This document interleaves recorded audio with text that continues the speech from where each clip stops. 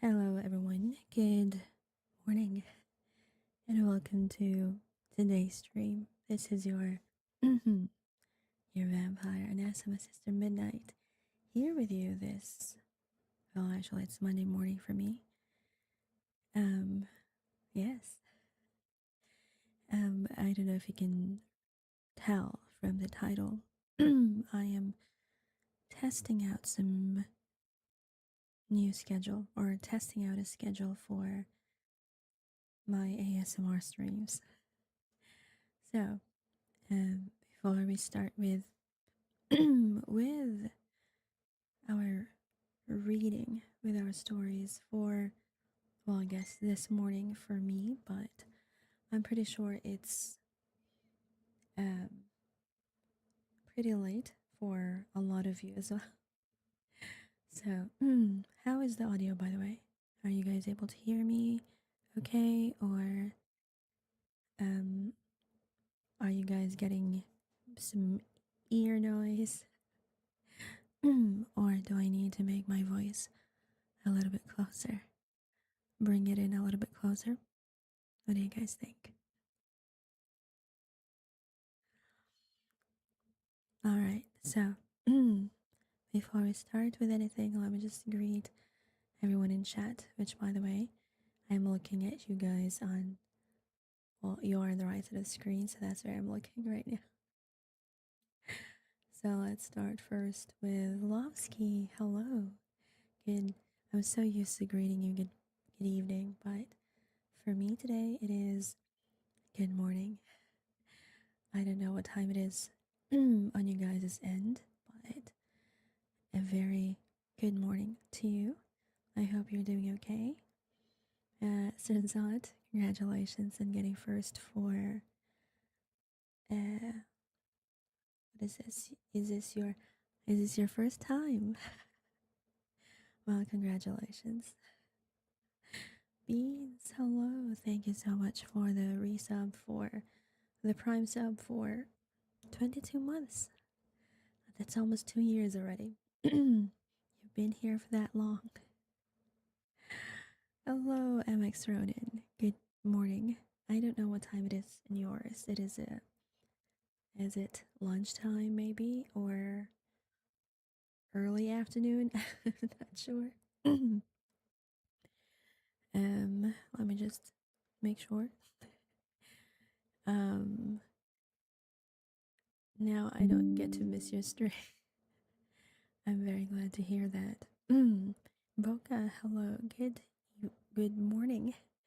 I'm still not used to greeting people in the morning, so my apologies. Also, if I still sound a little bit sleepy because, well, I didn't wake up just yet. I've already eaten breakfast actually.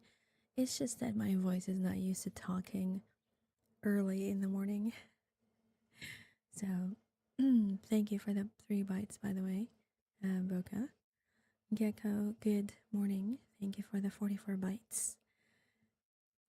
And let me see. So, a lot of people are claiming no there first. Thank you, everyone. Okay, so, yes, indeed, it's very early for me. Chicken, hello, by the way. I'm testing out a new schedule for my ASMR stream in order to differentiate it from my gaming streams. Streaming quite early this evening. Well, it's evening for you guys, but it is 9:21 a.m. on my end. 6 p.m. for you. I see. Boca, thank you for the gifted sub to Rerun Ryan. I believe that's how it's and that's how it's pronounced. Thank you, Boca. Thank you. It's 6:19 p.m. right now for me, but glad to see you live without dying to fall. I'm very glad to see that you're able to wait 6 p.m.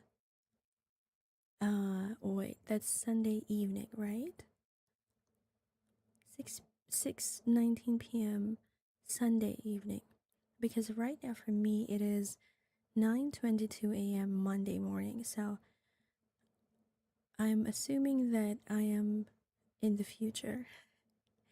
I'm ahead of you guys in time zone, so I need to verify that. So I'm not really sure as well.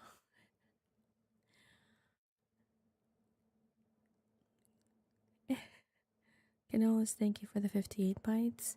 Serzot, do as I do, just say good day or good night, depending if the sun or moon is up.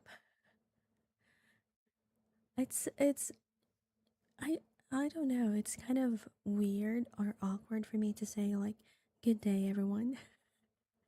It's so I find it so weird. I prefer like saying good morning, good afternoon or good evening rather than good day. But a hype train just started for no for no reason, but uh thank you to Boca and to Beans for the hype train activation. Thank you as well, Chicken, for the 22 bites. Yes, it's still Sunday for me, so you guys are in the past. I thought you were ahead of me, so I guess it's I'm ahead of you guys. Okay, at least we can now verify that I am from the future and I am coming back to you in the past. It's still Sunday. It's morning time for you, but I see no bed. That is because I always make sure that I am well groomed enough to greet you guys. So, Lovesy, thank you for the 51 months. this, uh, you guys have been with me for so long already, and I just, it's very heartwarming. So, thank you guys so much. Now, I'm not gonna cry. No, no crying. Don't make me cry, okay? I mean, it's weird for a vampire to say, hello, Hayato. Hayato Kumishe? Kumishe? I don't know how to pronounce it. Beans, thank you by the way for the 16 bites.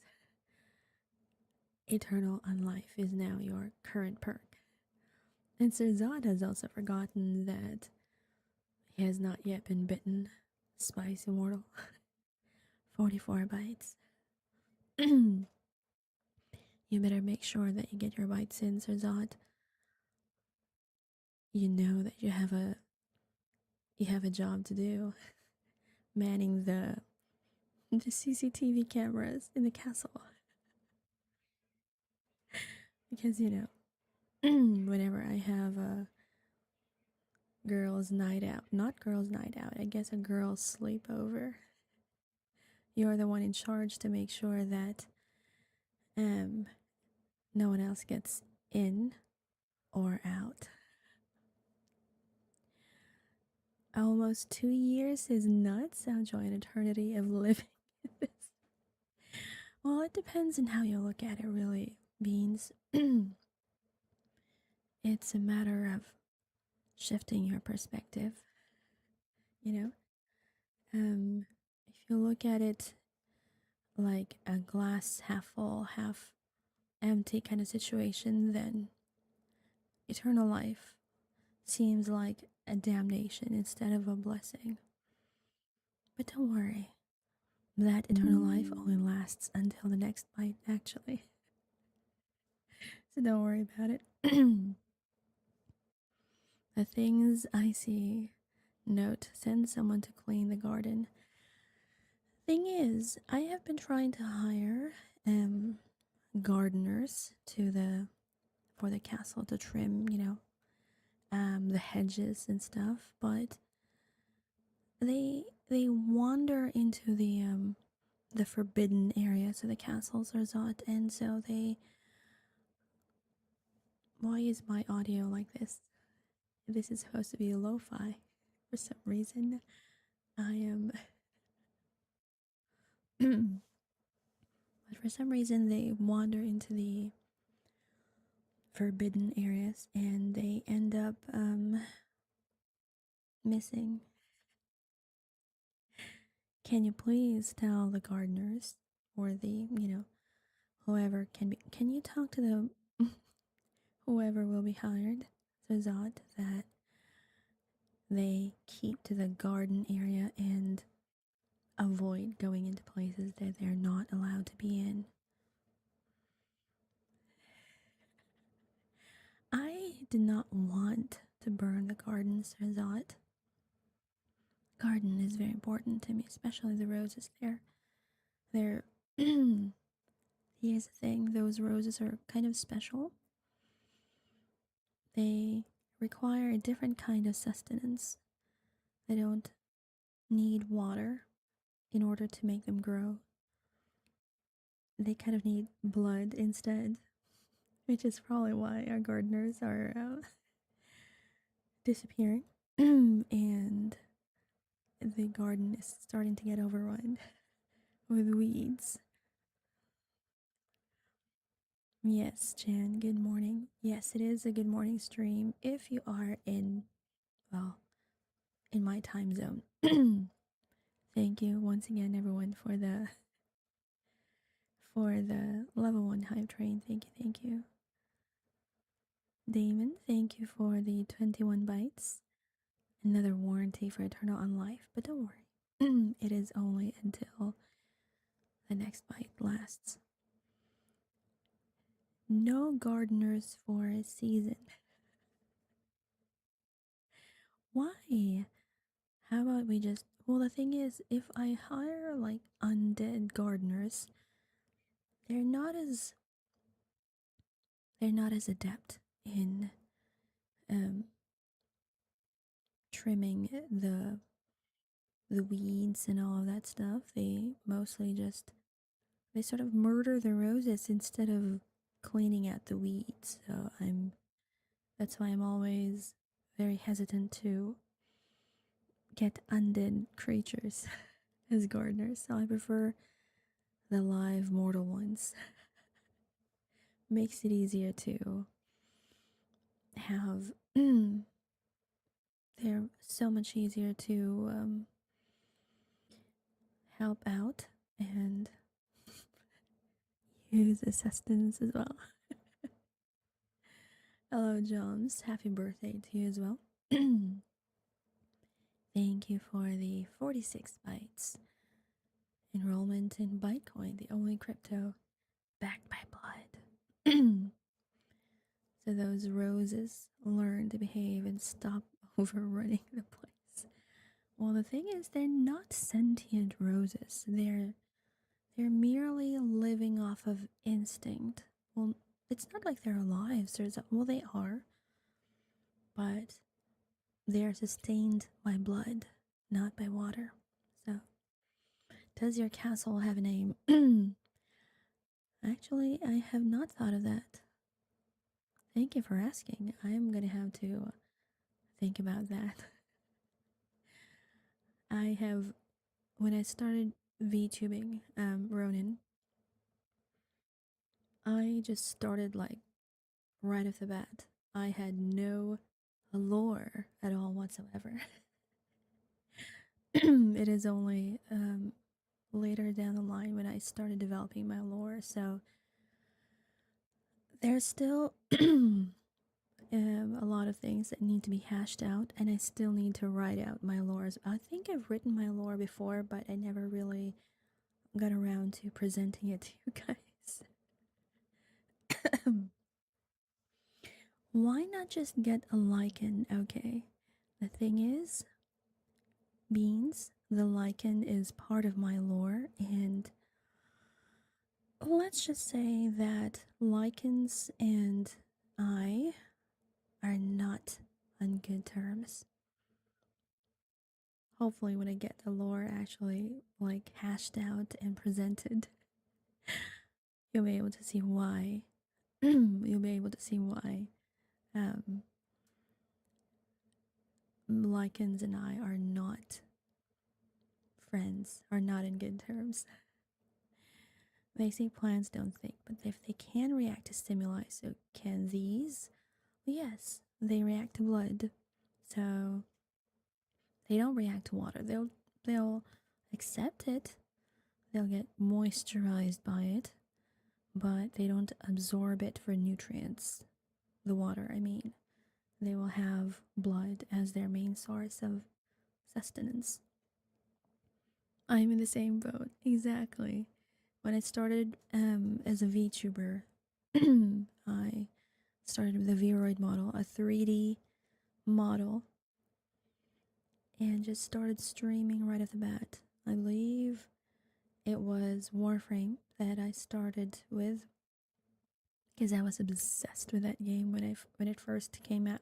No, not first came out, but when I first discovered it. So I was playing it nonstop, but I was playing it mostly with no camera on because I was a flash tuber before. And then I was like, ah, it's so tiring to have to like look presentable on stream. I I decided I was too lazy to actually make myself presentable looking on stream. So, and then I discovered the use of avatars. I discovered it merely by searching Steam, I believe. And then it all went downhill, uphill from there. I don't really know. Sis and me still messing with the lore, so I haven't fully decided as exactly. So as a VTuber, I envy those who do a debut of their models, of their characters, of their persona, or their VTuber persona, like fully hashed out with background lore and all of that. I don't have that really. I'm just doing things, creating things as I grow. So yeah, the life of a loreless bee is more of a cat girl. Cesar, Cesar, come here. Look at me. Do I look like a girl to you? Hmm? Do I look like a girl to you?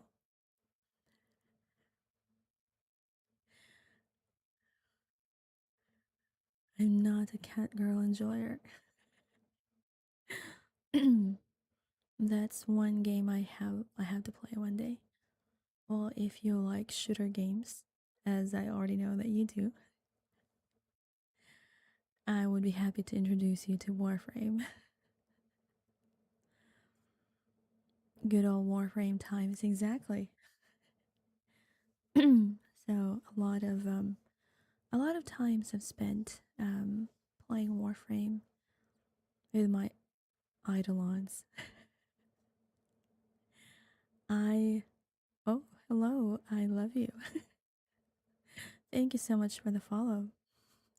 I don't know if that is a deliberate name, but welcome in.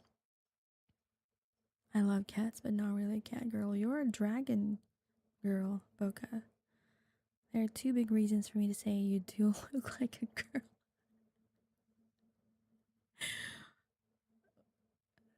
Two big reasons. I think I have an idea as to what those two big reasons are. I have a very sneaky suspicion that I know what those two big reasons are.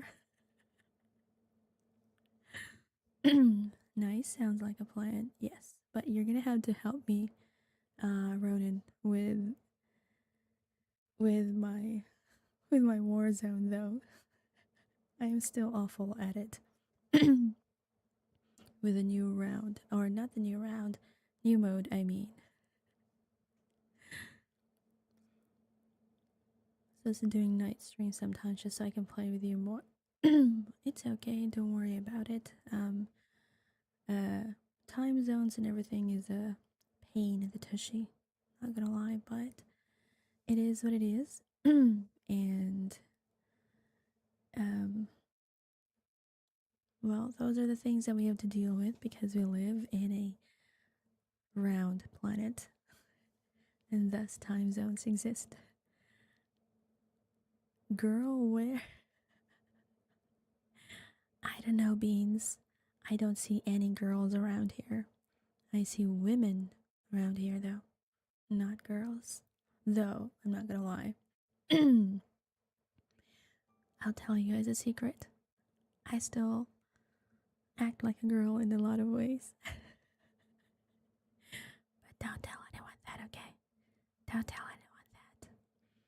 This is a secret between me and you guys. I should just say the word one of these days when I have available time.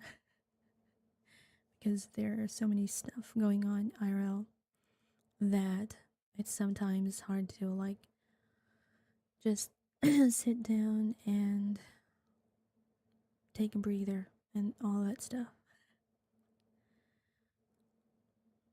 Wait, you do? I didn't know. What? What do you mean, Susan? What are you talking about?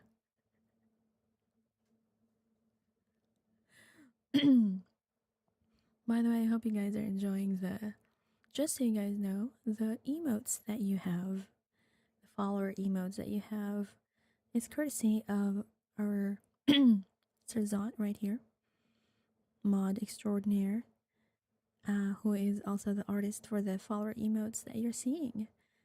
With the heart emojis and the, I think the Minecraft roses is what it's called.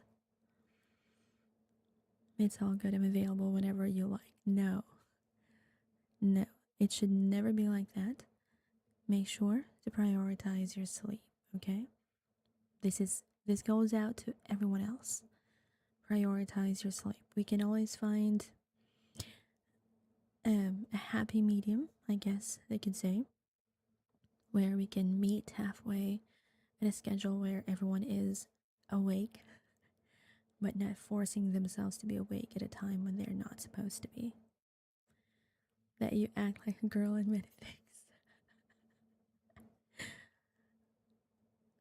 That is, I think that should already be quite apparent to you, Serzad, seeing as you've seen many things and the CCTV in the castle. Reminded me to. Right. It's so cute and so lovely. I really want to see like what it would look like, when it's completed. So thank you so much for that, Serzad. Hence by the way, the blue tag in his name is for artist. Health, what is that?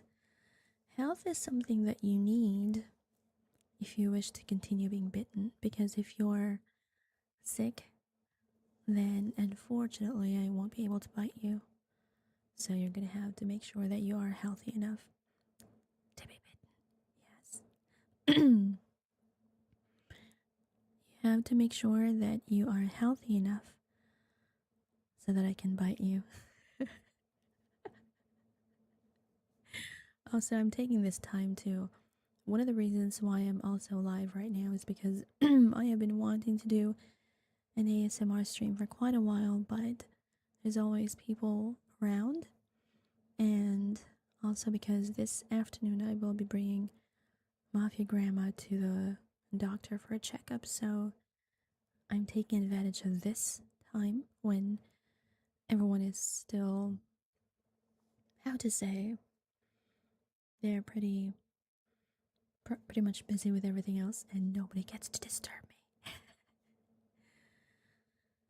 That goes for you too, but unless you can't bite. That is true. I will do my best to make sure that um that I stay as healthy as I possibly can. You're right, but sometimes I'm an insomniac.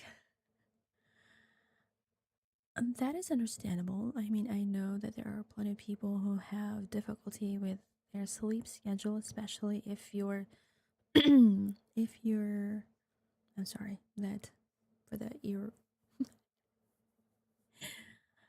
um, but I know that there are people who have difficulty with sleeping and maintaining proper sleep schedule, but still, sleep is very restorative, so please make sure that you are able to get it as much as you can, but not too much, okay? Because when you sleep too much, that also means a different thing altogether. One second. I'm trying to recalibrate my model, by the way. One second.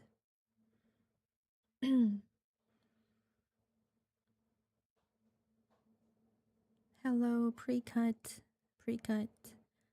jungler, pre-cut. Thank you so much for the follow and welcome in. Welcome to the channel. I am Sister Midnight, a vampire VTuber who does ASMR on the side and play terrible shooter games on the other side. So I am, how to say, I am a dichotomy. You know? Dichotomy? No? Yes?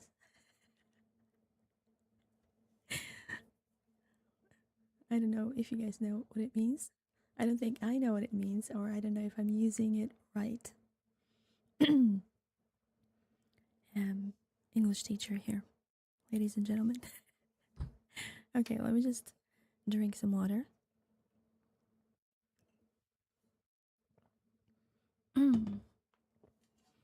Also, I think I'm gonna have to lay off a lot of games for the moment because today my thumb splint, my left hand thumb splint is coming in. So my my left wrist is going to be essentially imprisoned. So that means there will be no pressing of the sad W keys for me for a little bit until I have the wrist problems fixed. Ooh, ice cream. What kind of flavor do you have, Gecko? Also, I'm getting my throat lozenge because I am still on medication to get the throat issue under control. Hoping for a speedy recovery. Thank you, Rodin. Sure. How do you pronounce it? Sherbet? Sherbet? I don't know how it's pronounced. Let it rest. I will try. But I'm not gonna lie, I was trying baby steps. Or rather, I was playing baby steps off stream because I just couldn't let it go. And let me just tell you that I'm very glad that when I continued the game, it was off stream and not live. Because I put the nudity setting of that game to on. I did not know what that nudity implied. I thought, okay, nudity on, but I was like, there's no nudity here. Only to realize, only to find out later down the line that, oh my god, that there was definitely a lot of nudity. Later, just think of donkeys and their junk. Just think of upright donkeys. Okay, I'm gonna paint a picture for you guys. Upright donkeys standing upright, dressed only with their upper torso and with their bottom half exposed, and everything else hanging out. That's a picture I'm painting for you guys. So yes. Sherbet Rainbow. Sherbet Rainbow tells me nothing, Gecko. I I don't know what it means. Does it have fruit flavor in it? Does it have like chocolate, vanilla? But since there's the word rainbow, I'm assuming that it is more of a fruity flavor kind of thing. Bethernell, hello. Perfect schedule. I need to sleep 1 hour into clocking in at work. Thank you. 1 hour. Oh, because you just clocked in. It's okay. It's okay. You just put it on the loudspeaker, and then everyone else will fall asleep, and then you'll be okay. Nanya, good morning. I don't know what time it is for you, but thank you so much for the 15 bytes. Hello. 29 bytes for Bethernell, thank you. We have wild burritos around a lake here. Lime, orange, and raspberry. Ah, I see. I like the raspberry part, not so much with the lime and the orange part, but I like raspberry. Work is running early today, so before I can type much, you're doing great and you sound great so far. Thank you. I will never see donkeys the same way again. I'm so sorry. So sorry, Ronan, but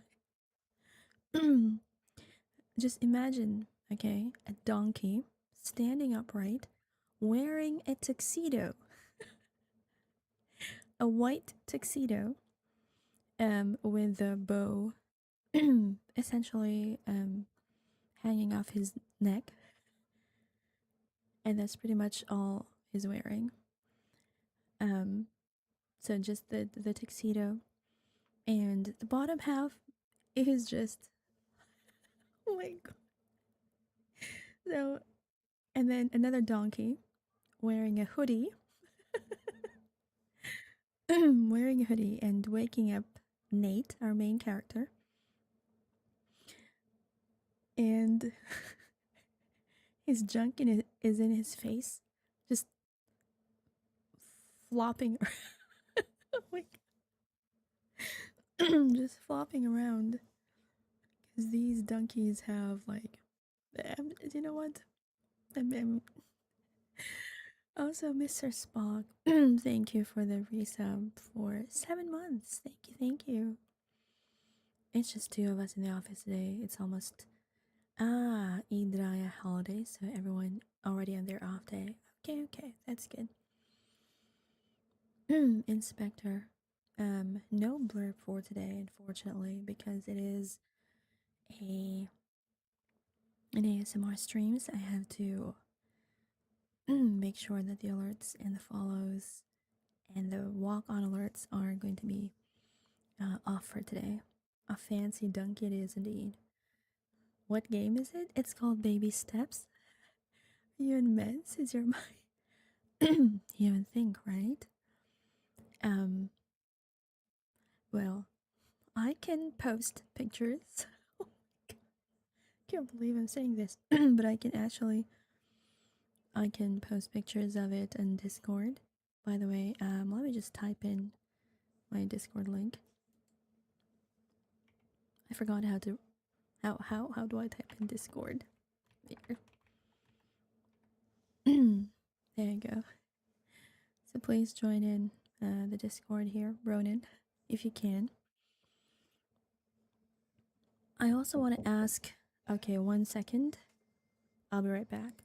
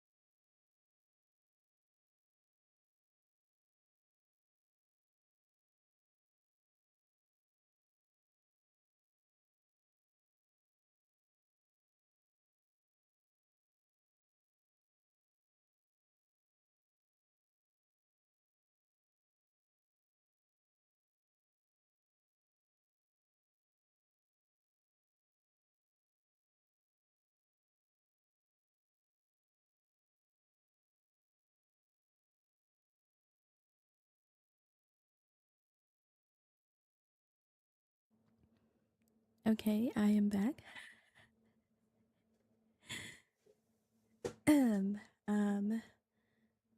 Did you guys hear me? Yes? Oh, wait. I'm not back actually. And I am here. You joined. Okay. Well, welcome into our Discord. A little corner here. No, I can't hear you. Okay. How about now, Bethredel? A new station here that talks about it. Donkey's got. Also, want to ask, how is Division 2 realism? And people say it's very, very good. Enemies are not tanky anymore. They're not tanky, but they also deal more damage to you. So that is the kind of like the tit for tat for it. I actually played Division 2 last week twice, but I will be continuing it this Saturday with Sakura. So if you wish to join in Bethrenil, if your PC or your computer, whatever it is that you're using, can handle it, you're more than welcome to join us. So yes.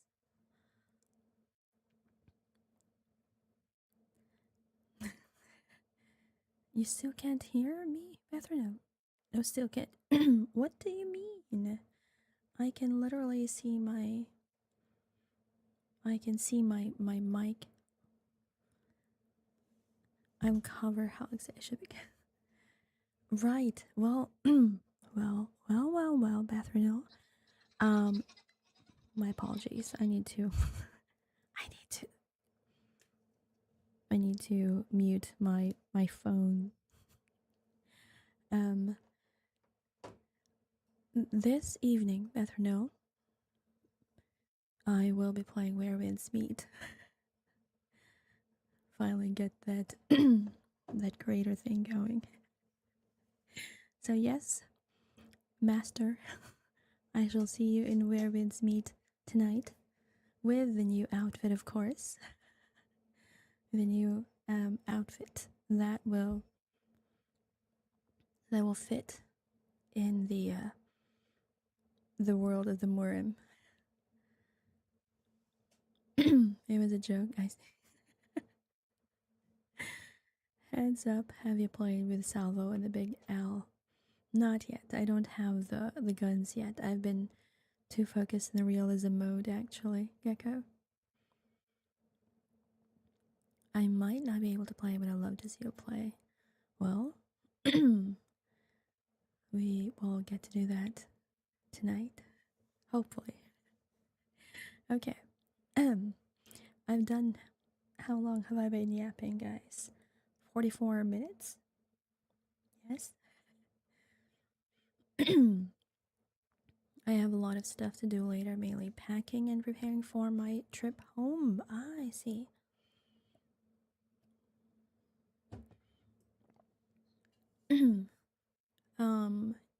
Are you still in your country or is it a different country? The Big Al with Salvo put up 1375 RPM. That is a lot. Different city. Okay, okay. I want to go back to Bali, actually, Bethrenail. And I work 3 hours away from my home and I rent a room here. Ah, I see, I see. Okay, so I've been yapping for 45 minutes now. So, for those who are planning, by the way, Tobias, I don't know how to pronounce your name, Tobias AOV, thank you so much for the follow. Welcome in, welcome in. I am Sister Midnight, a vampire VTuber, and this morning, well, at least it's morning for me, we are doing some ASMR, but not the kind of ASMR that you guys think. I don't know how to do that. I don't know how to do those kinds of ASMR. Or maybe I do, but I prefer not to do that. I prefer reading, actually. Um, Much like how, if you've ever experienced, like either your parents or somebody else reading you to sleep, that is what I do. Okay, gotta get back to work. See you this evening. All right, Beth Renell, please do take care at work, okay? Let me. I need to turn off or minimize my volume for this, and we go to the. There we go, and this one goes away.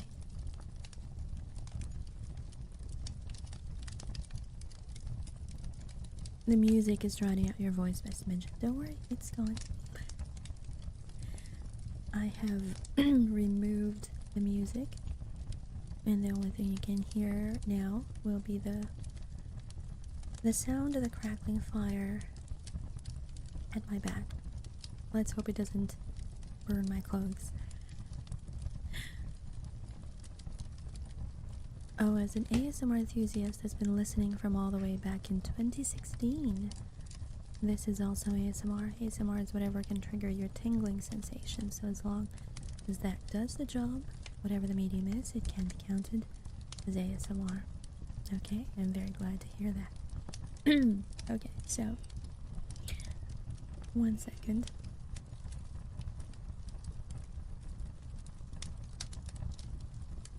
Sometimes it's very hard to do ASMR when there's so many sounds happening in the background. Okay. Our first story for, well, I guess I can say today, is a little bit. Well, this one is from the No Sleep subreddit, so it's a little bit scary. Well, I guess most of my stories are kind of like that. So let's begin. My mind is contagious. I've always been a bit off. I grew up with my grandparents in the outskirts of St. Gall, Minnesota.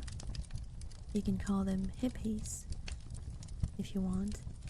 They were emotionally distant people.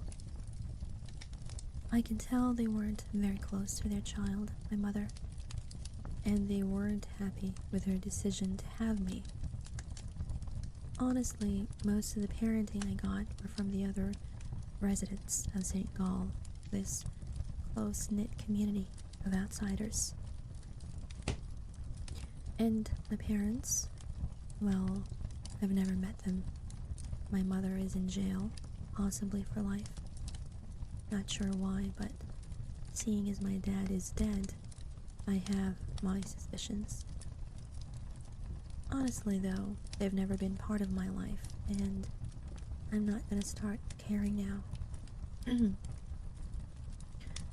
But I'm here to tell you about one of my most private and weird personal problems.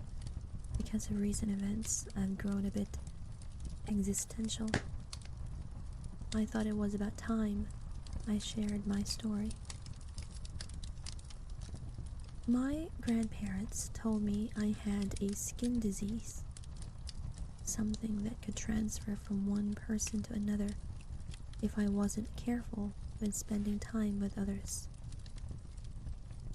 They had all kinds of fancy Latin words for it and statements from dermatology specialists. Looking back at it, I should have asked a lot more questions. I figured out it was nonsense by age 7.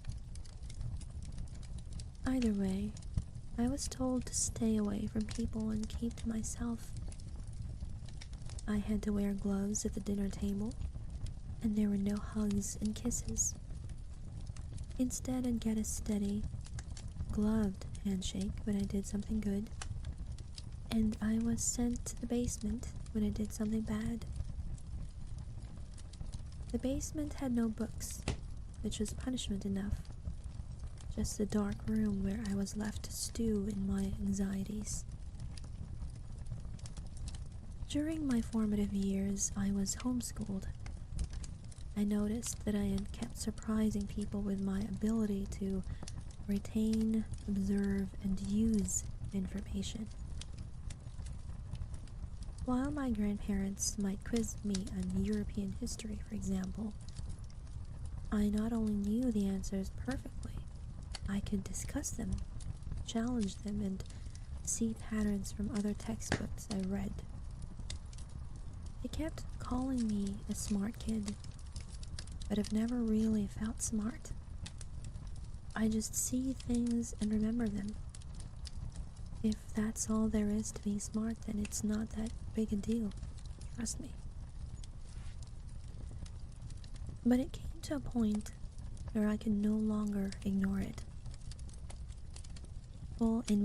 People in the community came to me for help, and I started picking up foreign languages.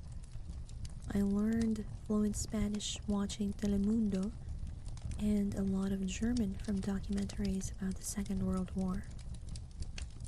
Today I speak 8 languages fluently. But being intelligent, whatever that means, is not just a boon.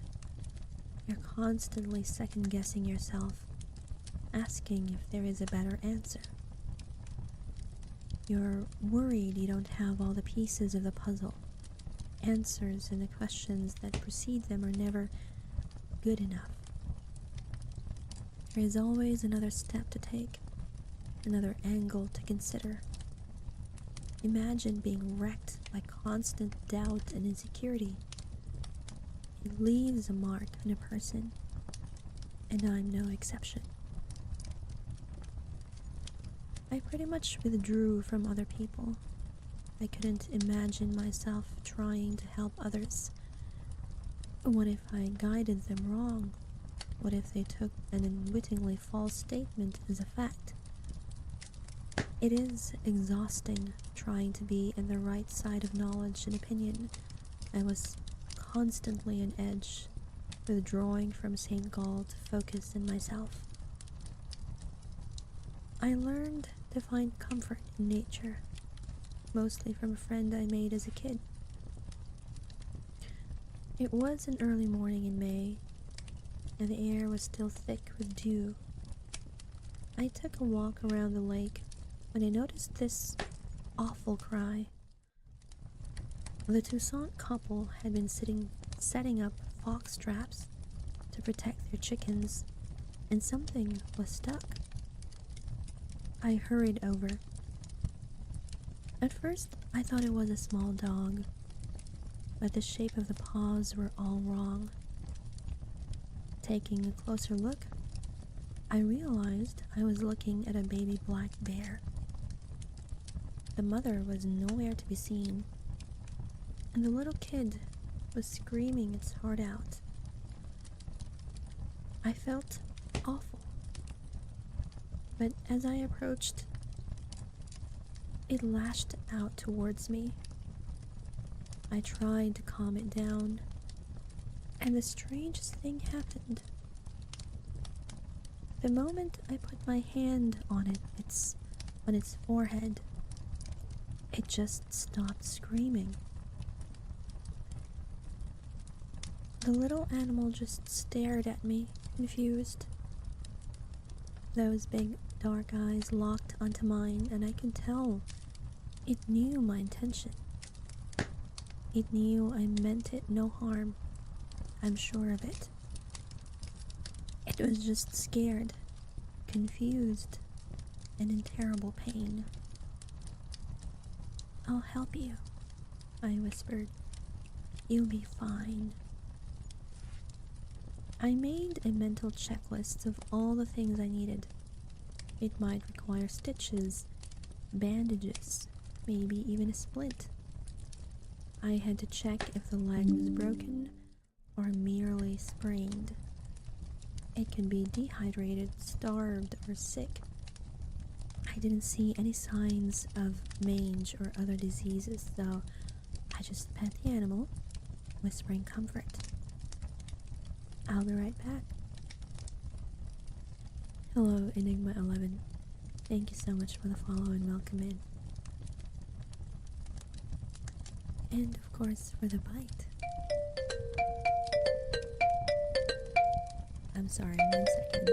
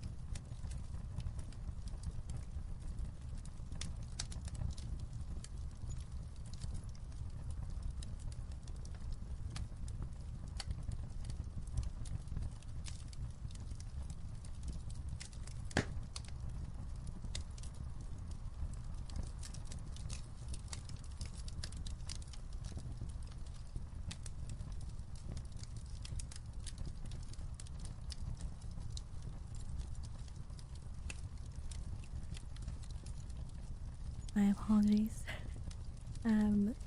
My calls apparently are routed through my PC. I'm not sure what happened. It might be through Viber. My sister was calling me, so I apologize for that. Well, welcome in once again. Let's continue. As I stepped away, it didn't panic. It knew I'd be back. I raided our first aid kit and spent most of the day caring for it. I didn't bring it back to the house as I wanted the mother to have a chance to find it. Instead, I cleaned it, cared for it, and kept it company. The leg wasn't broken, but there was a deep gash. The bear also had a limp when he walked. Understandably. I figured it might be permanent. Still, it seemed calm in my presence. In a way, I felt a connection to it. We understood one another in a way that people usually didn't. It listened. It leaned against me in sleep as I practiced my Mandarin. I called him Wojtek, like the bear the Polish 22nd Artillery Supply Company adopted during the Second World War. I spent 4 days with Wojtek that summer. Every night I'd tuck him in next to a large rock so no wild animals would find him. And every morning I'd bring him eggs, toast, and bacon. My grandparents usually let me eat in my room alone, so they didn't notice me sneaking out to share my dinner. At the night of the 4th day, as I tucked in Wojtek, I heard this rumbling noise. A tree breaking. The sun was setting, and I didn't even notice the black shadow flanking me. I turned around, realized I was facing a fully grown black bear, and I was standing between her and her cub. As she stood up on her hind legs, I remember thinking that I didn't even have the time to panic. I almost laughed. My death would be so sudden I didn't even get the chance to regret my actions. I froze, looking at those enormous claws, the jaws large enough to swallow my head. As she roared, I could feel my body collapsing to the ground. I thought I'd die from the sound alone. Then I noticed Wojtek. He'd stepped out and placed himself between me and his mother. He stood up on his little legs, making this tiny yelp noise over and over. It almost looked like he tried to mimic me, even though it pained him to stand on his wounded leg. I just crawled into a ball and made myself as small as possible. Over and over, I heard Wotek screaming at his mother. The air grew silent, like that feeling you get before a lightning strike. I held my breath as I heard trees bending and breaking. Looking up, I saw Wotek limping into the woods, following his mother away from St. Gall. I don't speak Bear, but I'll tell you, Wotek saved my life. I'm sure of it. That summer, I started spending a lot more time with animals. There was something so relieving about being understood, without having all these expectations looming over me. Animals are so simple and so grateful for so little. I started spending more time downtown helping out at the animal shelter and veterinary clinic. I knew my grandparents wouldn't approve of me spending too much time around other people because of my quote-unquote skin condition. So I just told them I was at the library, which wasn't entirely untrue. I borrowed a lot of books on the anatomy of common domesticated animals.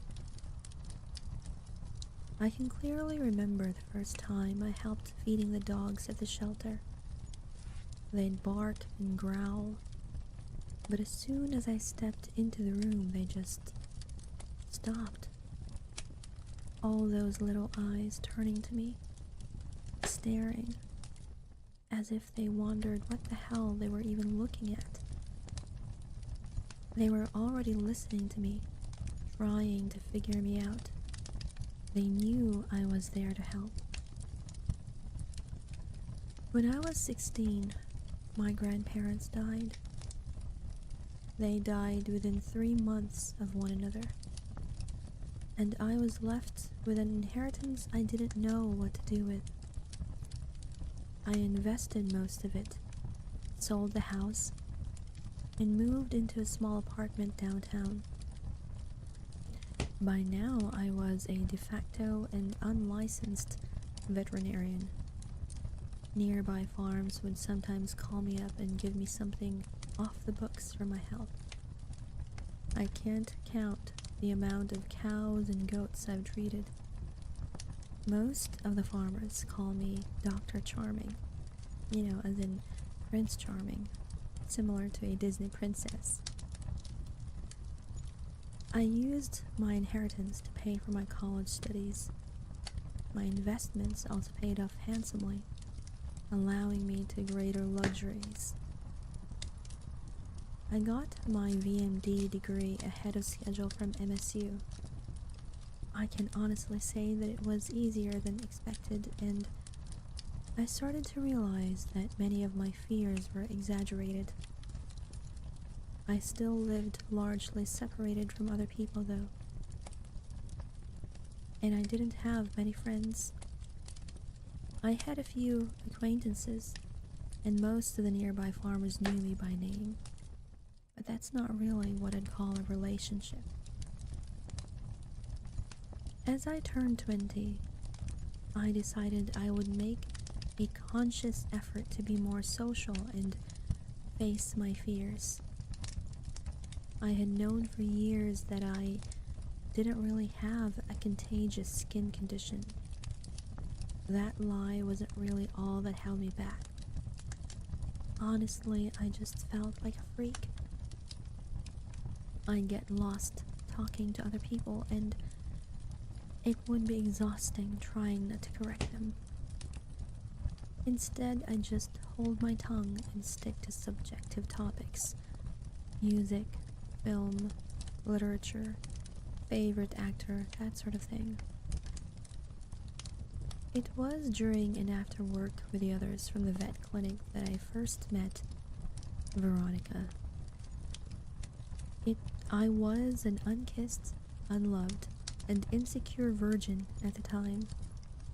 Veronica took a liking to me, amazed by the amount of random nonsense I could dig out of my brain. She described it as having an unlimited flower bed of trivia she could make bouquets from. I never heard anything like it. While our first meeting was short and awkward, our following 4 dates went by like a charm. We'd go for long walks, and she'd ask me all sorts of questions. "It's funny," she'd say. "You can be a literal rocket scientist, but you can't pick up on sarcasm." One thing led to another, and we started dating. Veronica was the charming and outgoing ice pick I needed to break out of my shell. To this day, I credit her with that little social experience I have. She was warm, understanding, and had no trouble explaining social cues I might have missed. It didn't take me too long to get a hang of it, and soon I could hold my own in a conversation with her friends. But things weren't perfect. After about a month, I remember waking up in the middle of the night to find her sitting at the edge of the bed, crying hysterically. She'd hold her face in her hands, shivering and unblinking. I'd never seen her do that before. As I held her, she just started speaking nonsense. "None of it matters," she'd say. "You're nothing but walking wheat, broken clocks. You're useless, fragile, and so insignificant." I tried to calm her down, but it was impossible. I'd sit for hours and she'd just spew these horrible existential anxieties. She'd have these mental breakdowns every now and then, several times a week, and she started recoiling from my attempts to comfort her. I made her feel this awful dread. "It just feels like you're going to tell me something awful," she explained. "You're in my head and I want you out." Hello, Loon. Welcome in, welcome in. Currently reading a story about a person who has a contagious mind.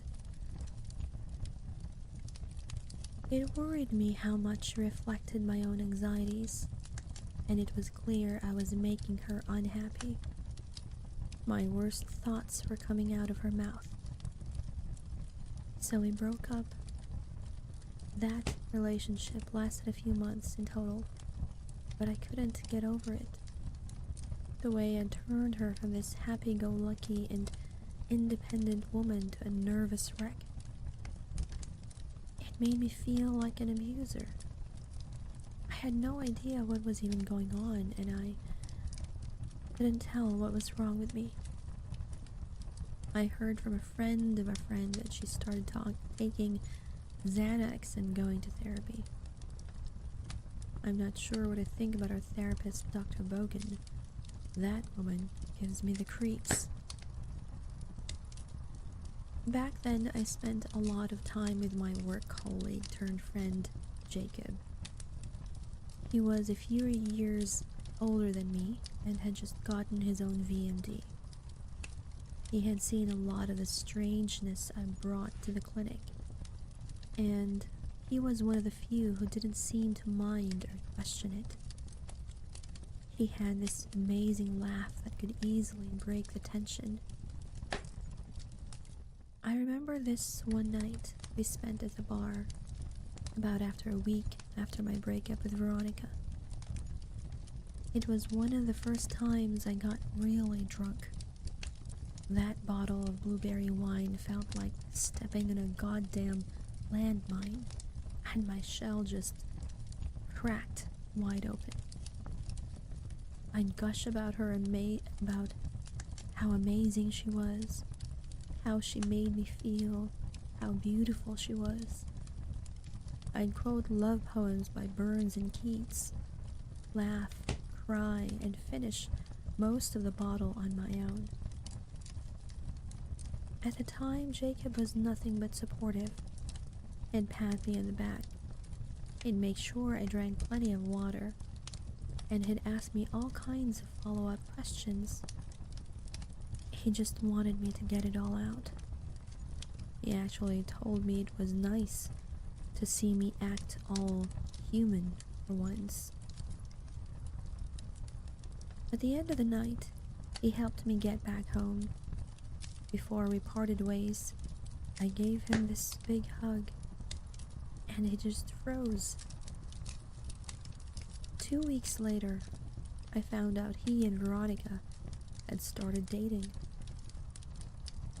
Out of nowhere, he'd just started courting her.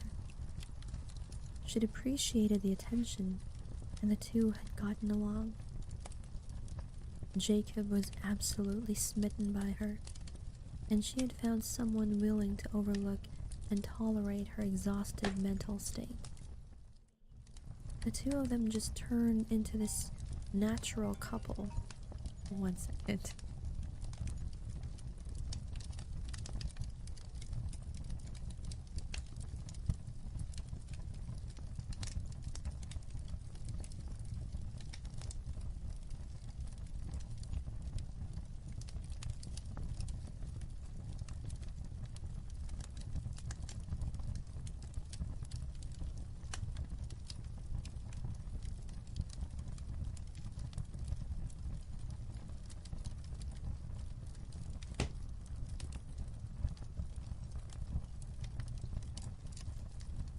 Alright, I'm back.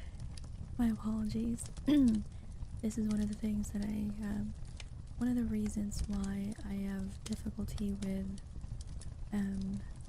morning streams from my end, because I'm always inundated with calls from everyone else. So, again, my apologies for the distraction. Let's continue. The two of them just turned into this natural couple, like I'd never even been a part of the equation. Honestly, it kind of pissed me off. I quit my job and moved to the next town over. They, on the other hand, got married. I wasn't invited to the wedding. For a few years, that's been my life. I've been keeping to myself and spending time with the local wildlife. I've taken a few trips to Europe and reinvested my winnings. I've had a few short relationships with a handful of women, but as soon as I saw a hint of what happened to Veronica reflect in their behavior, I've had to leave. I've left a trail of broken hearts, and after a while I just stopped trying to justify it. I was being selfish. I couldn't keep hurting people just to get over my own insecurities. It wasn't until a Thanksgiving parade last autumn that I accidentally ran into Jacob and Veronica again. They had brought their kids, and I barely recognized the two at first. They looked so suburban. As Jacob's oldest son was waving a balloon around, I noticed Jacob staring at me from across the road. I figured enough time had passed that we can talk as adults, so we met up after the parade. It warmed my heart to see Veronica do so well. A few memories of her beautiful hair in the pillow next to me surfaced, and I felt this warmth in my chest. As she stepped away to help her kids use the restroom, Jacob approached me. He had this uneasy smile, something I'd never seen on him before. We shook hands, and his smile faded away. "You want to talk to her?" he asked. "No, I just wanted to see how you were doing. Long time no see, you know." "Sure about that," he chuckled, trying to diffuse the tension. Yeah, sorry, I didn't mean to. No, no, said Jacob, nodding. I get it. No worries, man, it's all history. He looked down at his hand, blinking. But if it's okay with you, he continued, I'd like for you to piss off and leave my wife alone. I want to say that that was the last time I saw Jacob, but that wasn't the case. He added me on Facebook so he could stalk me. He'd send me long emails talking at length about how he knew what I really felt for his beloved Veronica. It'd be these absurd, paranoid rants. It'd ask me about my dreams, about my intentions, even creepy private things like how I'd touch myself while thinking about her. That's my wife, he'd write. I know how you feel about her, and I'll wring your fucking neck if I see you looking at her like that again. At first I tried to calm him down, but after a while I just started blocking him. Everything I said just made him worse, and I was honestly getting worried. Once I saw him drive past my clinic in the middle of the day. Had he really taken time off to work to drive to the next town over to check on me? For what? To make sure I wasn't screwing his wife? He started leaving notes. He'd call me at work and send letters. He'd get new email addresses and get past my filters. I honestly considered calling the police, and I told him as much. Huge mistake. A few months ago, I was out jogging down a nearby trail. I was listening to a lecture in 40s filmmakers and had blocked out most of the world. It is nice just to keep my mind busy. It helps me compartmentalize my anxiety. As I was passing by a broken street light, I suddenly felt a push. I was knocked forward, scraping my hands and knees in the pavement. Surprised, I just thought I'd tripped on something. As I turned, I realized I was being attacked. It was surreal seeing Jacob there. He wasn't wearing his reading glasses, and he just stared at me with the same unblinking eyes that Veronica used to get. In his right hand was a pistol, pointed in my direction. Get up, he spat. Now. 1,000 possibilities raced in my mind. I had to comply, but I also had to make an escape plan. I could feel my thoughts kicking into high gear, brain locking itself into running 100 possibilities at once. I just stood there opening and closing my mouth like a trout out of water. My brain was drowning in thoughts on dry land. Step off the path, he continued. Walk. You don't get to talk, he screamed. You don't get that privilege. You get to step off the path. You get to do what I say. I nodded and started walking. Jacob's hands was trembling. I could hear the rattle of the fully loaded magazine. We stepped off the trail and into the woods, stepping over logs, bushes, and zigzagging between saplings. It felt like an eternity. I'd been waiting for an opportunity to dive for cover, but at this range it'd be impossible for him to miss me with all those bullets. 1 or 2 maybe, but a full magazine? No way. I won't let you destroy my family, he said. I know you want her back. You should have listened. To what? I asked. You pursued me. I haven't done anything. Don't you get it? He laughed. You don't see it? He steadied his aim as I backed up. He was being smart, not aiming for the head. it'd be a body shot. One wrong move, and I'd be gone. It doesn't matter how many times you've imagined it. Facing down an unsecured barrel of a gun is like staring into a well of darkness, knowing that eternity waits to drag you to the bottom. I tried to force my mind to cooperate, to give me something, a solution, calculation, something to guide me. Yet all that was left was insecurities, indecisiveness, and dread. This was real. This could be it. Nothing fucking matters, Jacob continued. You and I were just jokers in a deck stacked against us.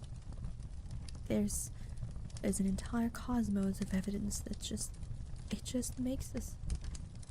He just screamed himself red, his eyes bloodshot and unblinking, refused to look away. I should never have taken pity on you. I should have left you to suffer, but I just fucking feel you.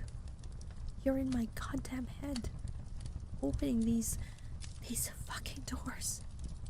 I don't want to think about these fucking things. I don't want to think about you taking her away from me. I don't want to think about how fucking dumb, small, and useless I am. Why does this keep coming back whenever you're on my mind? Jacob, No, he yelled, aiming down the sights. No more fucking poison. I should have been dead. A bullet in the chest, left to die next to a birch sapling. That's what I anticipated. But that's not what happened. Had I gotten a better look, I would have noticed him sooner. A massive 540-pound black bear with a limp, enraged. The moment Jacob raised his gun to take a shot, it was bowled over like a rotten log. I could briefly see his legs and head switch places as he was knocked flat on the ground. 2 shots went off as a familiar roar echoed through the woods. The same roar I'd heard that night when a baby bear walked away from me all those years ago. I saw the whole thing. I saw Jacob's arm ripped into pieces as the bear bore down on him. I saw him dragged across the forest as that enormous bear jaw clamped down on his legs. I heard bones break as the bear stood up on his hind legs, only to push down with all his weight, biting, clawing, mauling, breaking. A body tossed around like a wet paper towel, spraying blood in all directions. Jacob's horrible screams just suddenly stopped with a snap of a joint. But the bear wasn't letting up. It was tearing him apart. This wasn't just an animal attack. This was retribution. I just slumped to my knees. The bear limped over to me, unscathed, but covered in blood. The thought hit me that he might just be a wild animal attacking us or protecting his territory. But I knew that wasn't it. There was no way this wasn't Wojtek, and there was no way he'd hurt me. Instead, I leaned my sweaty forehead against his cold nose, cried. He nuzzled up against me. Over the years, his little yelping noises had turned into deep, comforting snorts. I'm sorry, I bawled. I'm so fucking sorry. Wojtek kept me company and felt my pain. Jacob's death was labeled the result of a wild animal attack. Veronica had told the police about his deteriorating mental state, and a few locals had heard shots go off just as a bear roared. The conclusion was that it probably provoked the bear. I didn't say anything. There was no need to try and explain my involvement. There was no way they'd believe me anyway. I've tried to summarize my thoughts about this. They're not rational. But I don't think there's anything rational about my life at this point. I think my mind is somehow contagious. I think my mood, my mindset, and worries can spread. Animals don't really have the capacity to understand my anxiety, so they just pick up on my immediate intentions. They understand the basics. They don't need the rest. But people are complicated. I think Veronica picked up on my worries, social and otherwise. I think it caused some sort of short circuit in her ego. And Jacob, well, the first time I hugged him, I must have shocked his system with my thoughts of Veronica. Maybe that's what caused him to pursue her in the first place. Maybe seeing me again and shaking my hand reignited something that had lain dormant for years. I don't know if I can trust myself around people. It is so much easier to write, to share things online. No one gets hurt. No one gets intrusive thoughts. You can just lean back and call bullshit in my story. I don't know what to do. How to move on. Can I even see a therapist? Either way, I think I'll be alone for now. Then again, as I look to the woods, I know there are those who care. And that is our first story for today. That was actually quite heavy. I was not expecting that. Yes, Ronan. That was unexpected. Didn't realize it would be so descriptive in that manner, but it was very well written. But yes, it was quite unexpected, to be honest. Okay, let me just drink a little bit of water. Make sure that my throat is still okay.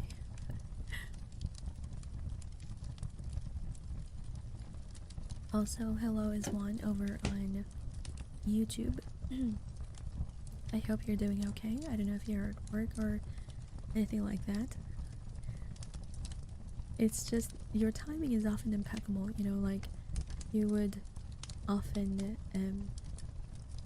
you'd be in the stream when I'm doing something or reading something that is quite traumatic. So I feel very bad about that. Hydrate time, yes indeed. I used to have a hydrate redeem actually. I think I deleted most of them. But I am gonna try and how to say redo my chatbot with streamer bot.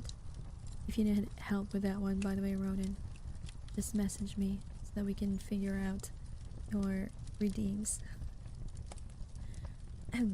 Okay, our next story is, let me see if this is short or long. What time is it? It's 10:41.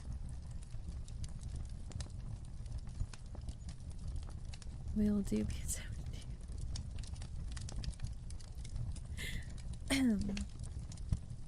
yes, unfortunately we don't have the same capability as what's his name, Echo Blast, who can do scripts, who can run scripts on his PC so that he can have his commands. So we're gonna have to make do with a ready-made chatbot. Since we cannot do, I don't know anything about doing scripts. I know nothing about coding, so we're gonna have to rely on a chatbot for that. Nice story.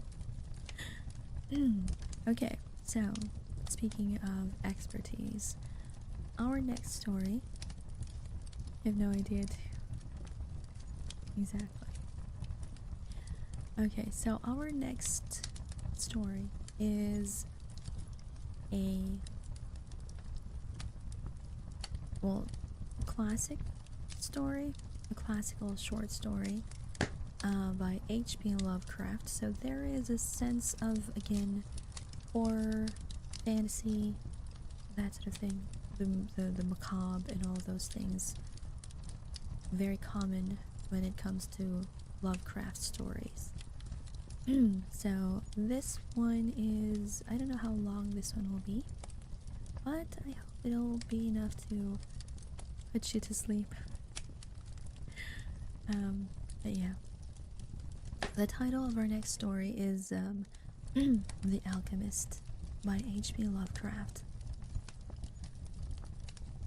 High up, crowning the grassy summit of a swelling mound, whose sides are wooded near the base with the gnarled trees of the primeval forest, stands the old chateau of my ancestors. For centuries its lofty battlements have frowned down upon the wild and rugged countryside about, serving as a home and stronghold for the proud house whose honored line is older even than the moss-grown castle walls. These ancient turrets, stained by the storms of generations and crumbling under the slow yet mighty pressure of time, formed in the ages of feudalism one of the most dreaded and formidable fortresses in all of France. From its machicolated parapets, and mounted battlements, barons, counts, and even kings had been defied, yet never had its spacious halls resounded to the footsteps of the invader.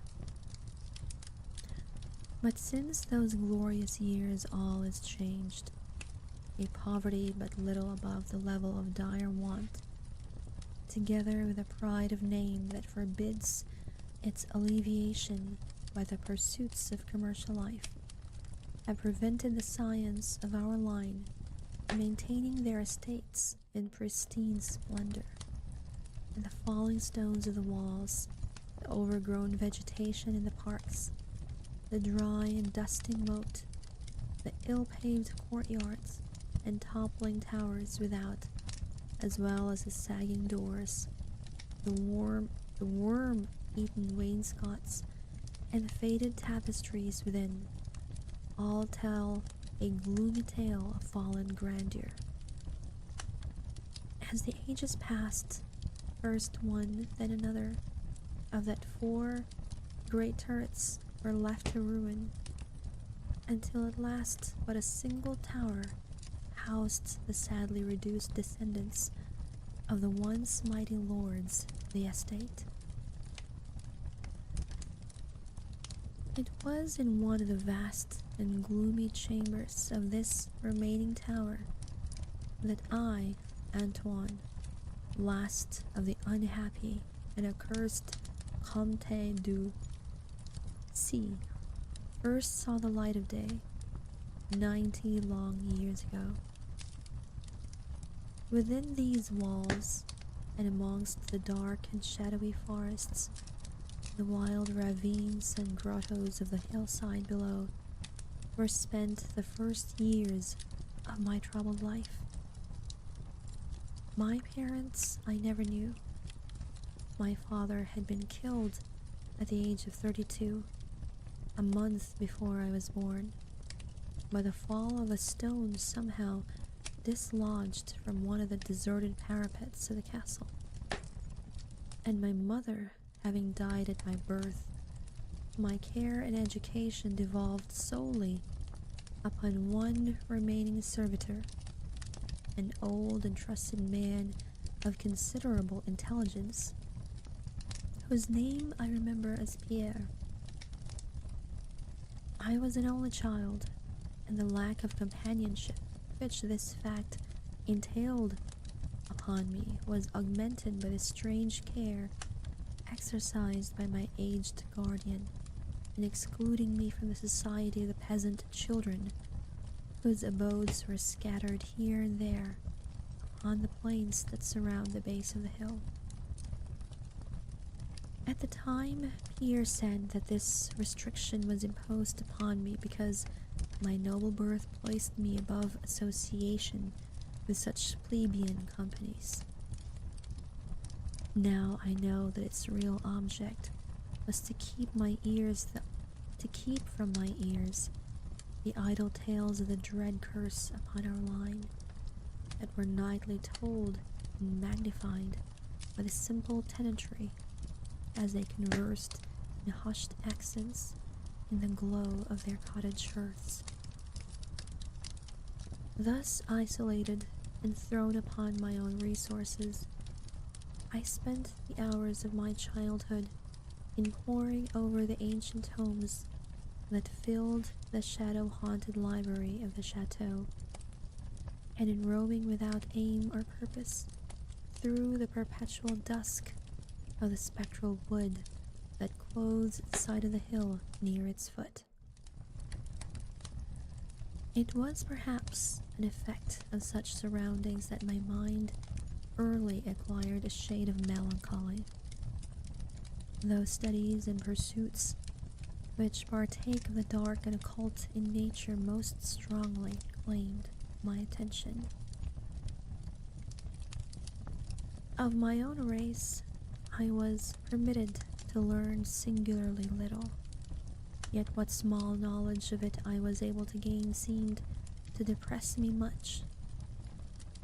Perhaps it was at first only the manifest reluctance of my old preceptor to discuss with me my paternal ancestry that gave rise to the terror which I ever felt at the mention of my great house.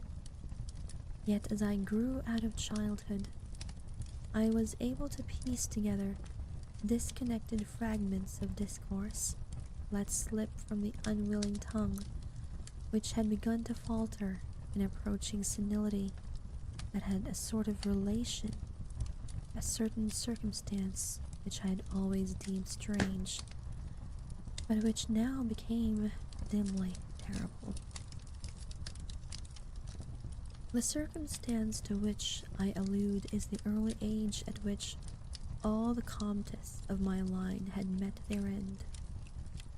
Whilst I had hitherto considered this but a natural attribute of a family of short-lived men, I afterwards pondered long upon these premature deaths, and began to connect them with the wanderings of the old man, who often spoke of a curse which for centuries had prevented the lives of the holders of my title from much exceeding the span of 32 years.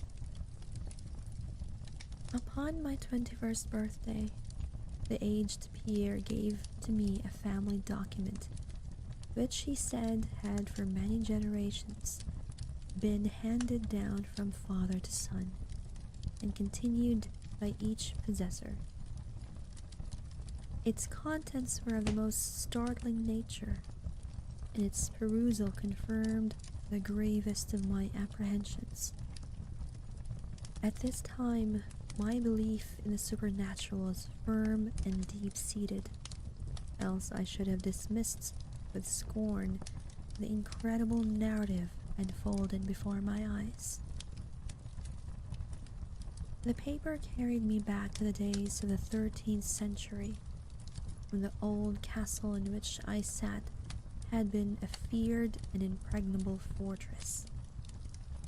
It told of a certain ancient man who had once dwelt on our estates, a person of no small accomplishments, though little above the rank of peasant, by name Michel, usually designated with the surname of Mauvaise, the evil, on account of his sinister reputation.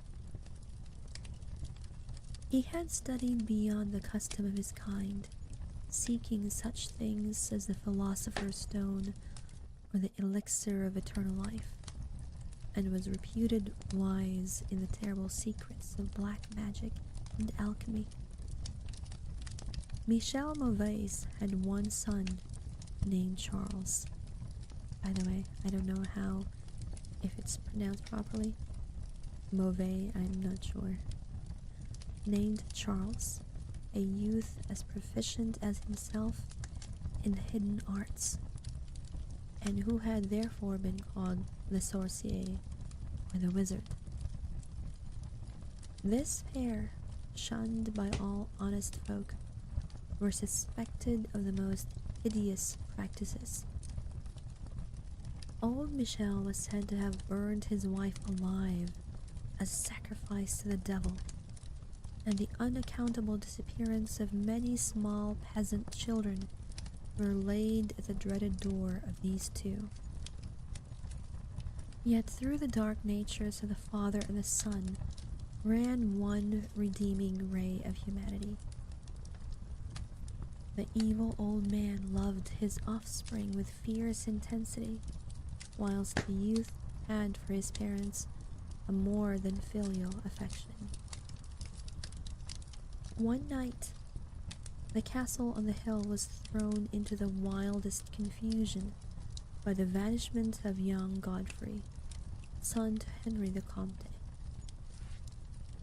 A searching party headed by the frantic father invaded the cottage of the sorcerers, and there came upon old Michel Mauvais, busy over a huge and violently boiling cauldron. Without certain cause, in the ungoverned madness of fury and despair, the Comte laid hands on the aged wizard, and ere he released his murderous hold, his victim was no more. Meanwhile, joyful servants were proclaiming the finding of young Godfrey in a distant and unused chamber of the great edifice, telling too late that poor Michel had been killed in vain. As the Comte and his associates turned away from the lowly abode of the alchemists, the form of Charles Le Sorcier appeared through the trees.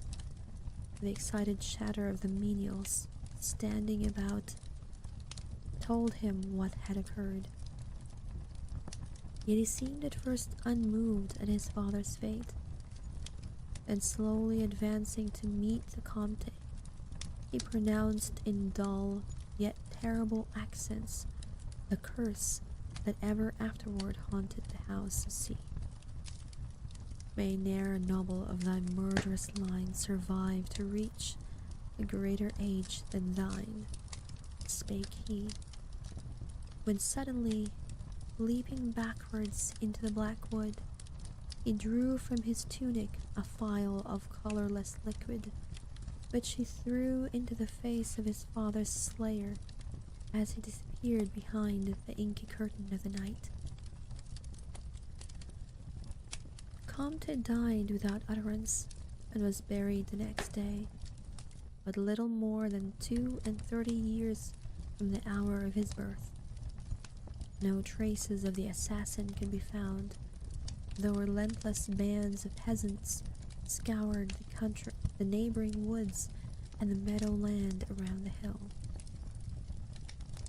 Thus time and the want of a reminder dulled the memory of the curse in the minds of the late Comte's family, so that when Godfrey, innocent because of the whole tragedy and now bearing the title, was killed by an arrow whilst hunting at the age of 32, there were no thoughts save those of grief at his demise.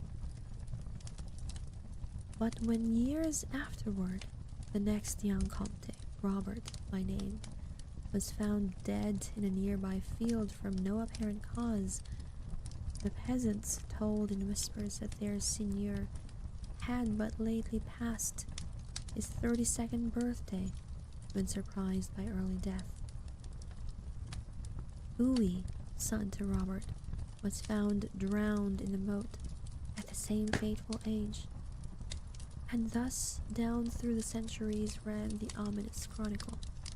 Henry, Roberts, Antoines, and Armands snatched from happy and virtuous lives when little below the age of their unfortunate ancestor at his murder.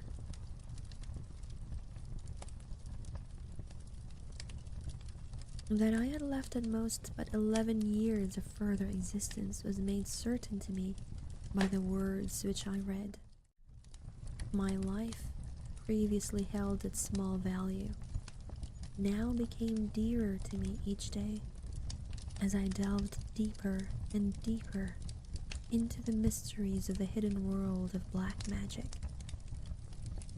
Isolated as I was, modern science had produced no impression upon me, and I labored as in the Middle Ages, as rapt as had been old Michel and young Charles themselves, in the acquisition of demonological and alchemical learning. Yet read as I might, in no manner could I account for the strange curse upon my line. In unusually rational moments, I would even go so far as to seek a natural explanation, attributing the early deaths of my ancestors to the sinister Charles Le Sorcier and his heirs. Yet having found upon careful inquiry that there were no known descendants of the alchemists, I would fall back to occult studies and once more endeavor to find a spell that would release my house from its terrible burden. Upon one thing I was absolutely resolved. I should never wed, for since no other branches of my family were in existence, I might thus end the curse with myself. As I drew near the age of 30, old Pierre was called to the land beyond. Alone, I buried him beneath the stones of the courtyard, about which he had loved to wonder in life. Thus was I left to ponder in myself as the only human creature within the great fortress. And in my utter solitude my mind began to seize its vain protests against the impending doom, to become almost reconciled to the fate which so many of my ancestors had met.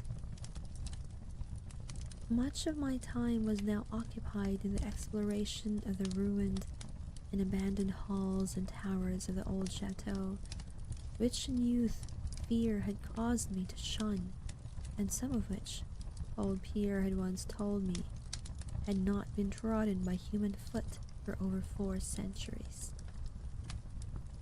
Strange and awesome were many of the objects I encountered.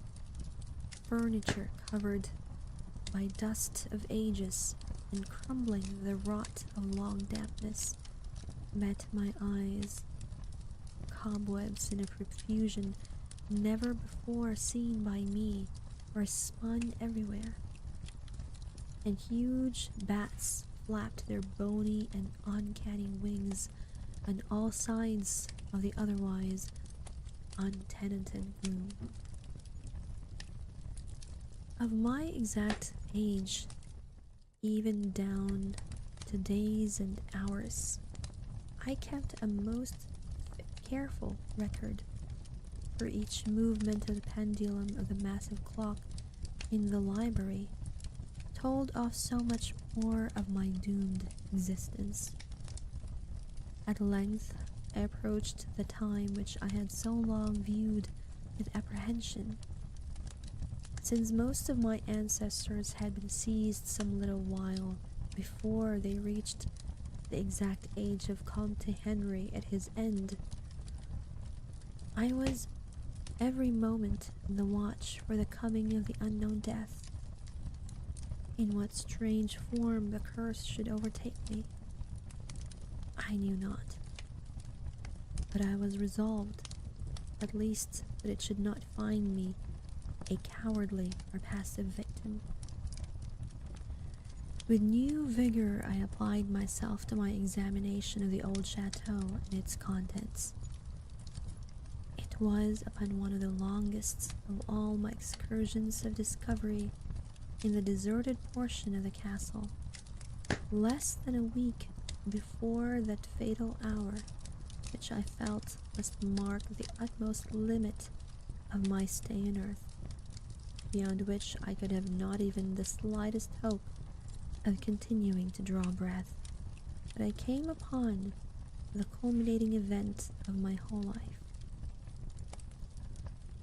I had spent the better part of the morning in climbing up and down half-ruined staircases in one of the most dilapidated of the ancient turrets. As the afternoon progressed, I sought the lower levels, descending into what appeared to be either a medieval place of confinement or a more recently excavated storehouse for gunpowder. As I slowly traversed the niter-encrusted passageway at the foot of the last staircase, the paving became very damp, and soon I saw by the light of my flickering torch that a blank, water-stained wall impeded my journey. Turning to retrace my steps, my eye fell upon a small trapdoor with a ring, which lay directly beneath my feet. Pausing, I succeeded with difficulty in raising it, whereupon there was revealed a black aperture, exhaling noxious fumes which caused my torch to sputter, and disclosing in the unsteady glare at the top of a flight of stone steps. As soon as the torch, which I lowered into the repellent depths, burned freely and steadily, I commenced my descent. The steps were many and led to a narrow stone-flagged passage, which I knew must be far underground. The passage proved of great length and terminated in a massive oaken door, dripping with the moisture of the place, and stoutly resisting all my attempts to open it. Ceasing after a time in my efforts in this direction, I proceeded back some distance toward the steps, when there suddenly fell to my experience one of the most profound and maddening shocks capable of reception by the human mind. Without warning, I heard the heavy door behind me creak slowly open upon its rusted hinges. My immediate sensations are incapable of analysis. To be confronted in a place as thoroughly deserted as I had deemed the old castle with evidence of the presence of man or spirit produced in my brain a horror of the most acute description. When at last I turned and faced the seat of the sound, my eyes must have started from their orbits at the sight that they beheld. There in the ancient Gothic doorway stood a human figure. It was that of a man clad in a skull cap and long medieval tunic of dark color. His long hair and flowing beard were of a terrible and intense black hue, and of incredible profusion. His forehead, high beyond the usual dimensions, his cheek deep sunken and heavily lined with wrinkles, and his hands, long, claw-like and gnarled, were of such a deathly marble-like whiteness as I have never seen elsewhere in a man. His figure, lean to the proportions of a skeleton, was strangely bent and almost lost within the voluminous folds of his particular garment. But strangest of all were his eyes, twin caves of abysmal blackness, profound in expression of understanding, yet inhuman degree of wickedness. These were now fixed upon me, piercing my soul with their hatred, and rooting me to the spot whereon I stood. At last the figure spoke in a rumbling voice that chilled me through with its dull hollowness and latent malevolence.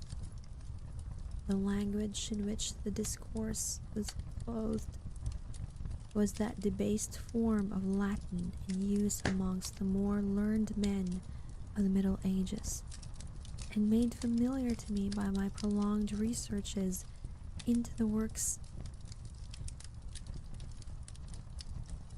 I'm sorry, one second.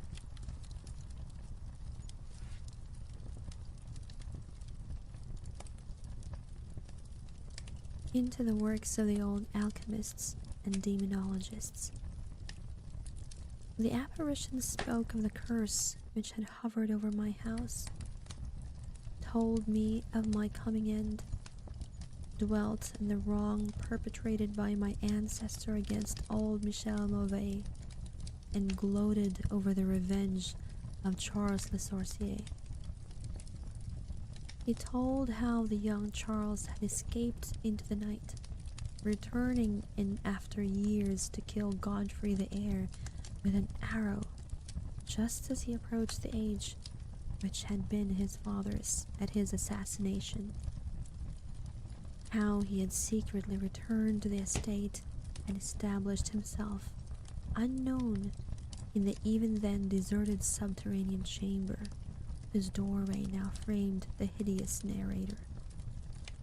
How he had seized Robert, son of Godfrey, in a field, forced poison down his throat, and left him to die at the age of 32, thus maintaining the foul provisions of his vengeful curse.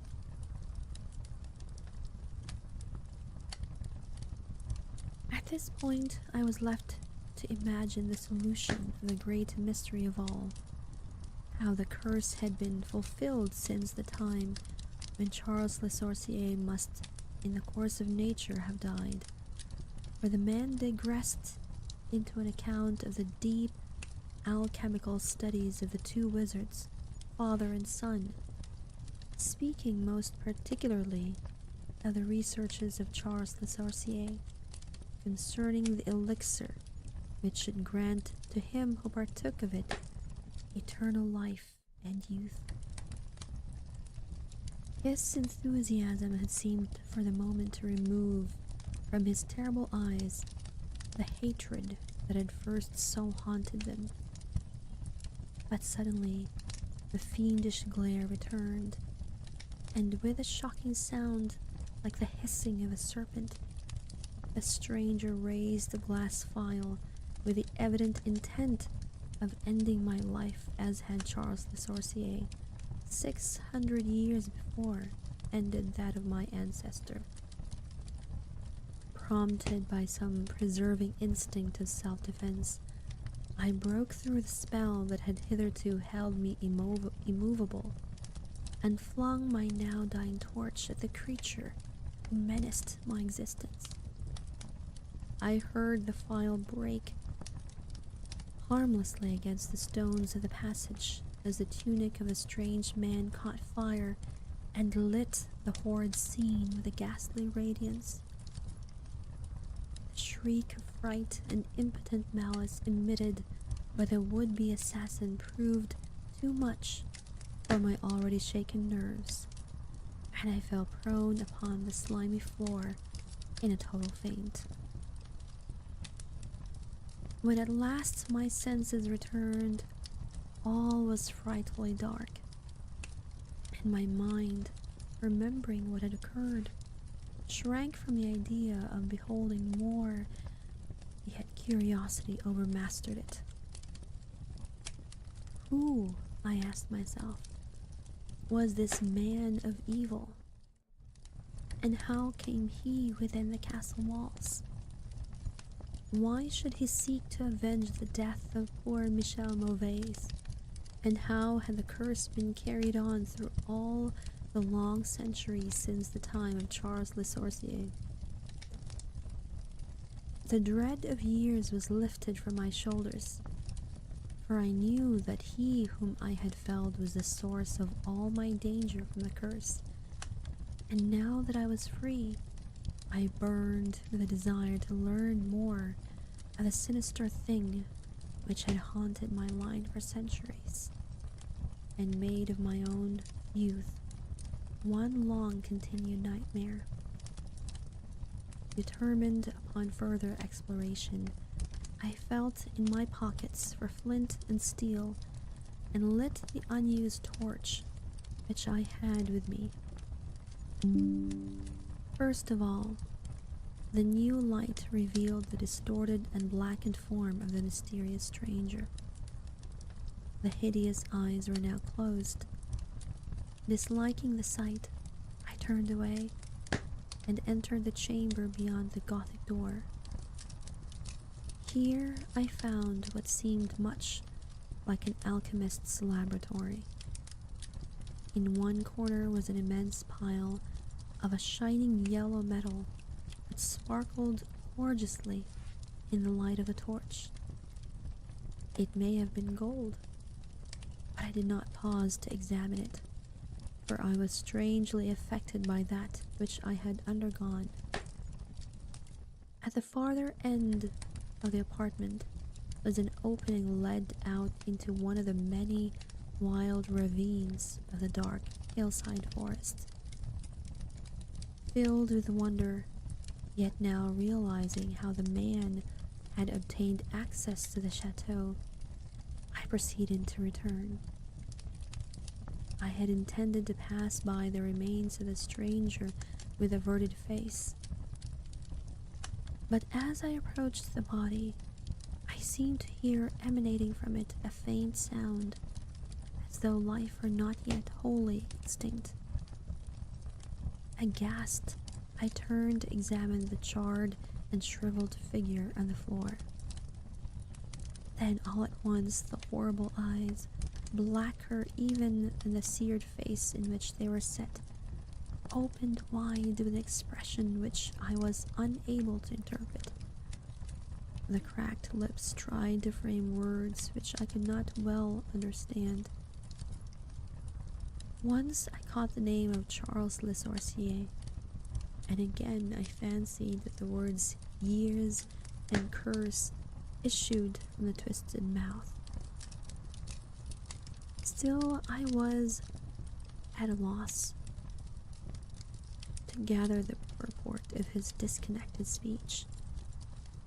At my evident ignorance of his meaning, the pitchy eyes once more flashed malevolently at me, until helpless as I saw my opponent to be, I trembled as I watched him. Suddenly, the wretch, animated with his last burst of strength, raised his hideous head from the damp and sunken pavement. Then, as I remained paralyzed with fear, he found his voice, and in his dying breath screamed forth those words which have ever afterward haunted my days and my nights. The will which has through 6 Fool, he shrieked, can you not guess my secret? Have you no brain, whereby you may recognize the will which has through 6 long centuries fulfilled the dreadful curse upon your house? Have I not told you of the great elixir of eternal life. Know you not how the secret of alchemy was solved? I tell you, it is I that have lived for 600 years to maintain my revenge. For I am Charles Le Sorcier. And that is the story of the alchemist. I don't know if you understood all of that because, well, the language is, how to say,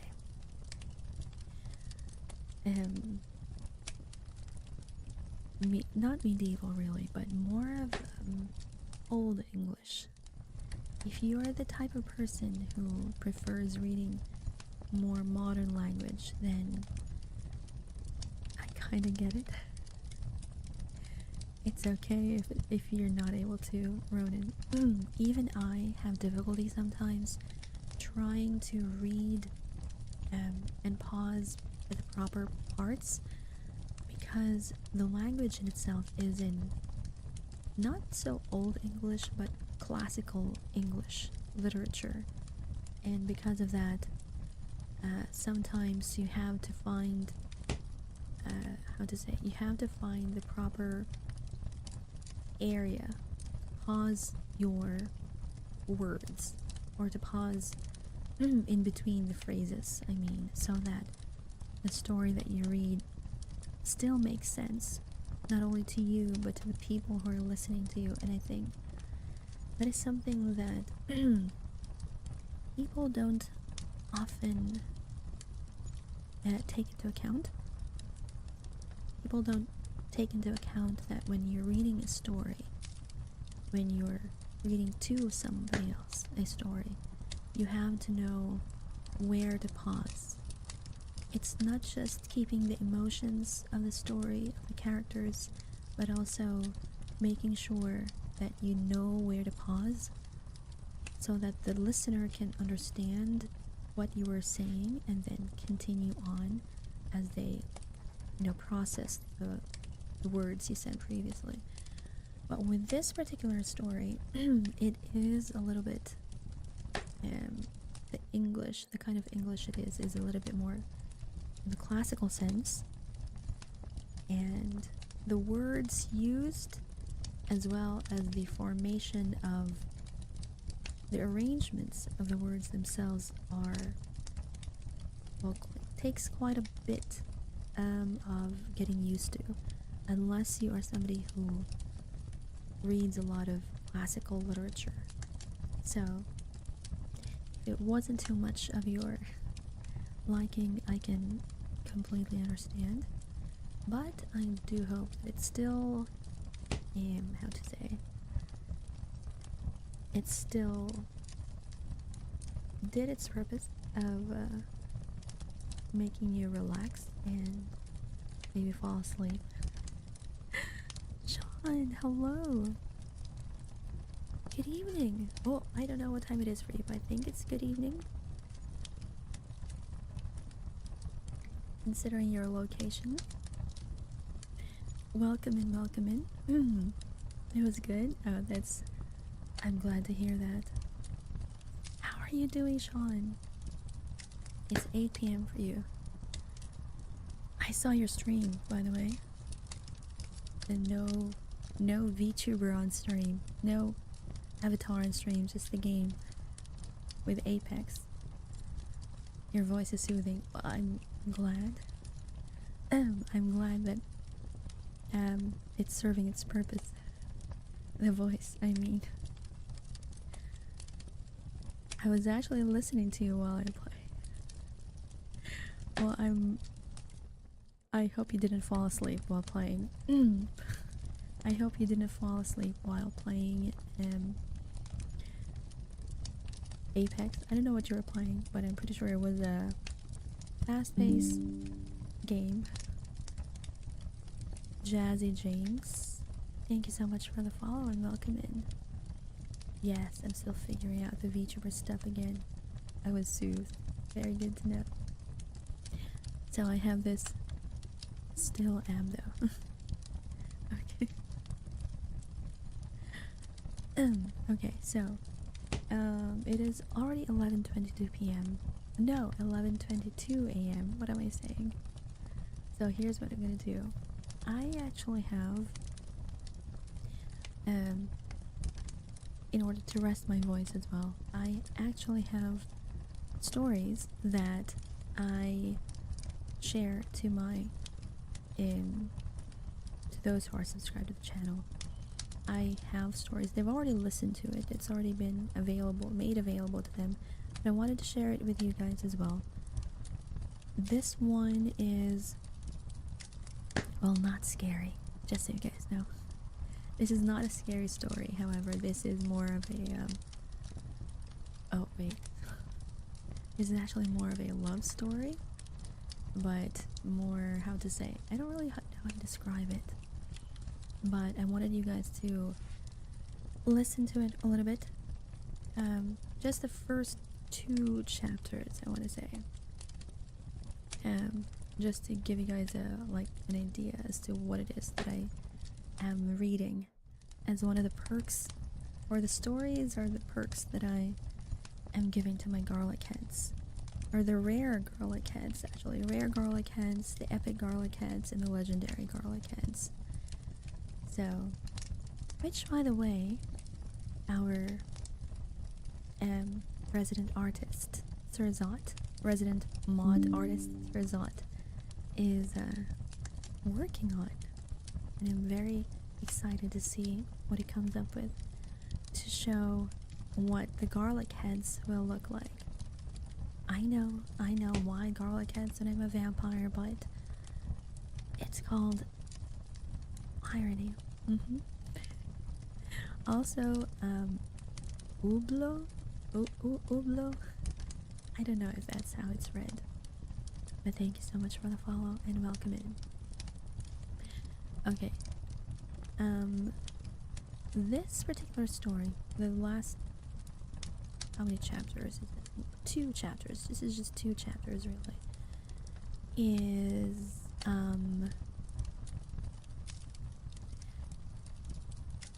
I don't know if this will be, it's still meant to be soothing, but it is a different genre. It's not the horror kind, just so you guys know.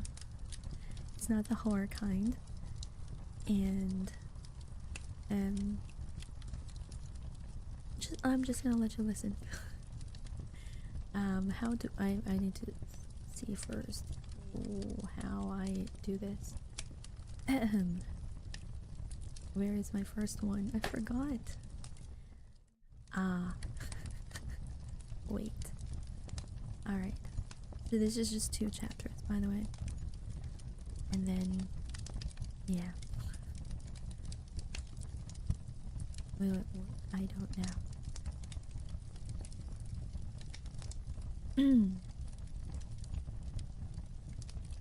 This is the first one. I'm not quite sure. Let me just, I need to go back to my hosts. I need to make sure that it is the right one. Okay, it is. Okay.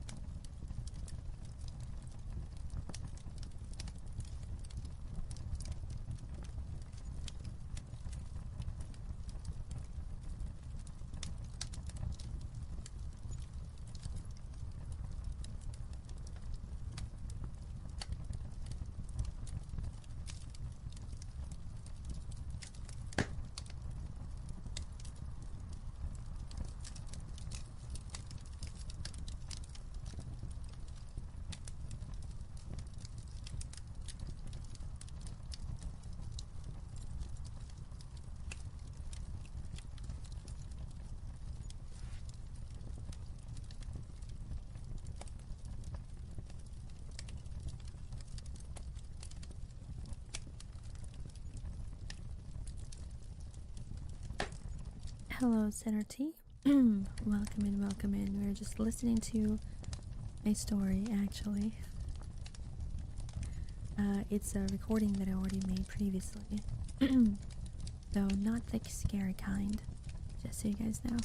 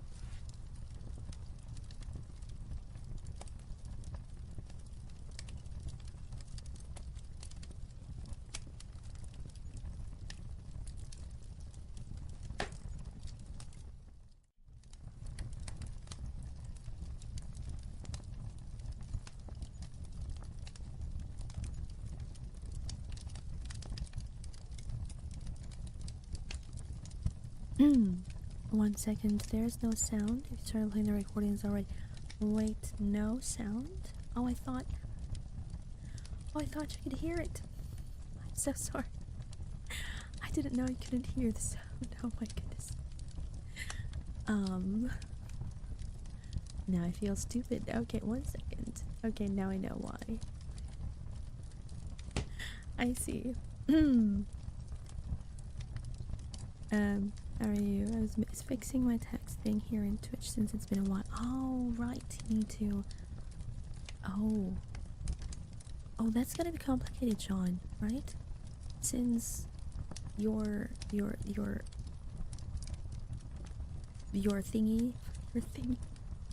your situation is you've changed places. Changed places. Thank you, Kenolis. Super mod to the rescue. Okay, so let me repeat my... Let me go back.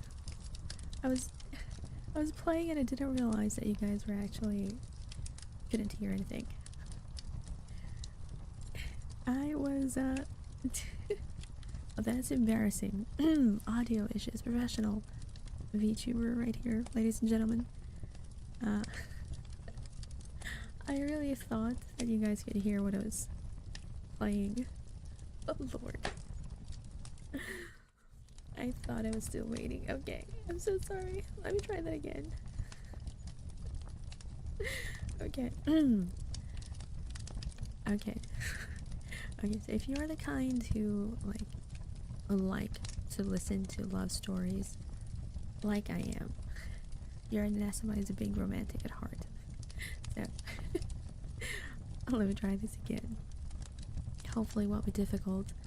I hope so too. Or you get yourself like, I don't know, like a US tax ID. I don't know how it'll work, since I'm sure the one that is registered there is still from, you know, from here. Chapter 1. Nora. Tristan is talking about himself again. I watch his mouth move, shaping words I stopped hearing 10 minutes ago. His father's investment firm, a merger, summer plans at the Hamptons house that our parents are already discussing without us.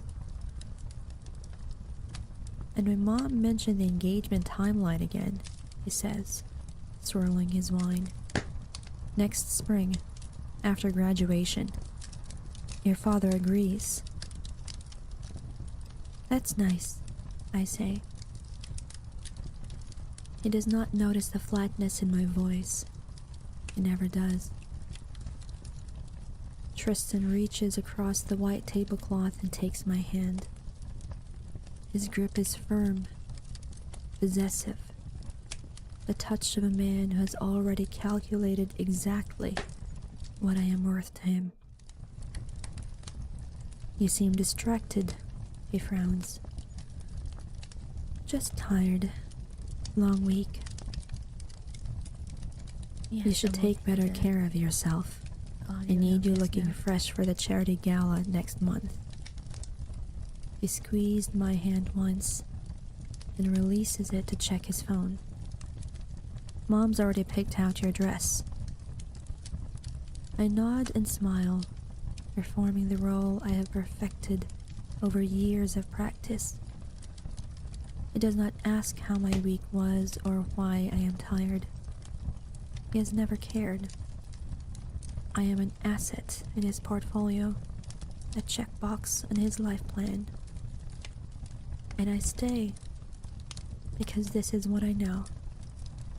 Because my parents raised me to understand that love is a transaction. And I should be grateful anyone is buying. 2 bites. He pays and walks me to my car. His goodnight kiss is brief, mechanical, all the passion of a handshake. His hands stay at my waist because he knows I will freeze if they wander lower. So eventually, he stopped trying. Text me tomorrow, he says, and it is not a question. It is a command. I drive home with the windows down, letting the cold air bite my cheeks. The silence of my apartment wraps around me, and for the first time all night, I breathe. I shed the performance in pieces, heels by the door, dress on the bathroom floor, makeup wiped away until my face looks mine again. Old sweats, messy bun, and the VR headset waiting in my nightstand.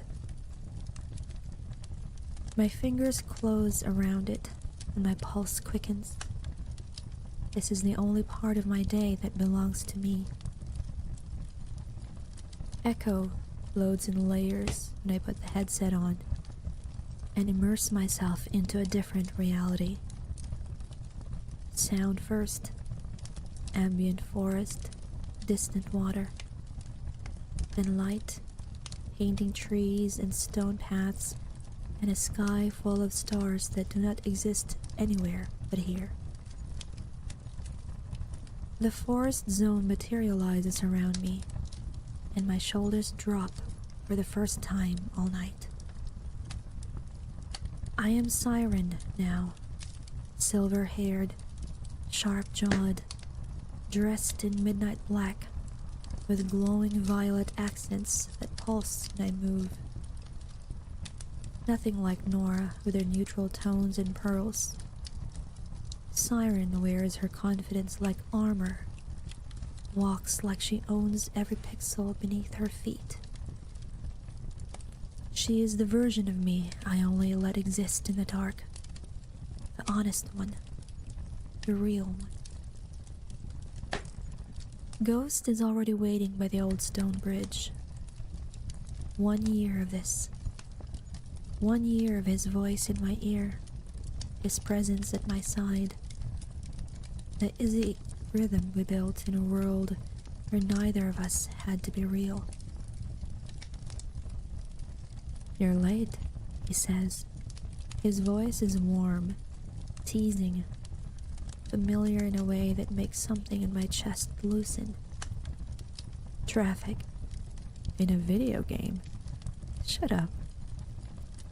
He laughs, and I find myself smiling. Actually smiling. Not the performance smile. Not the one I wore through dinner while Tristan planned my future without asking. We fell into step together, moving toward the quest marker glowing in the distance. "Spike traps tonight," Ghost says, pulling up the mission brief. "You take left, I'll take right?" When has that ever worked? Optimism is a virtue, Siren. Optimism is a coping mechanism for people who haven't learned better. We navigate the traps together, our timing synchronized after months of practice. He calls out patterns, I adjust my path. I spot a pressure plate, he vaults over it. The gameplay is secondary. It has always been secondary. The conversations are the point. We reach a gate that requires both keys, and the loading screen traps us in a small clearing while the next section generates. Ghost's avatar settles onto a fallen log, and I sit beside him, close enough that our shoulders almost touch. "What are you running from tonight?" he asks. Direct, unfiltered, the way no one in my real life has ever been. "What makes you think I'm running?"